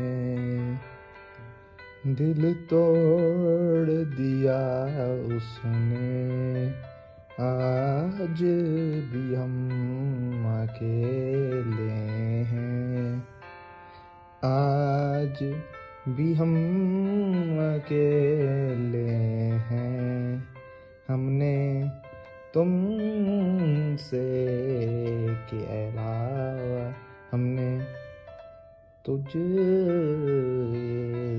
आज तक की है मोहब्बत, तुम जो बेवफा हो, तुम जो बेवफा हो, इसकी तुमको क्या सज़ा दें, तुम जो बेवफा हो, इसकी तुमको क्या सज़ा दें, दिल तोड़ दिया उसने, आज भी ये कहकर दिल तोड़ दिया उसने।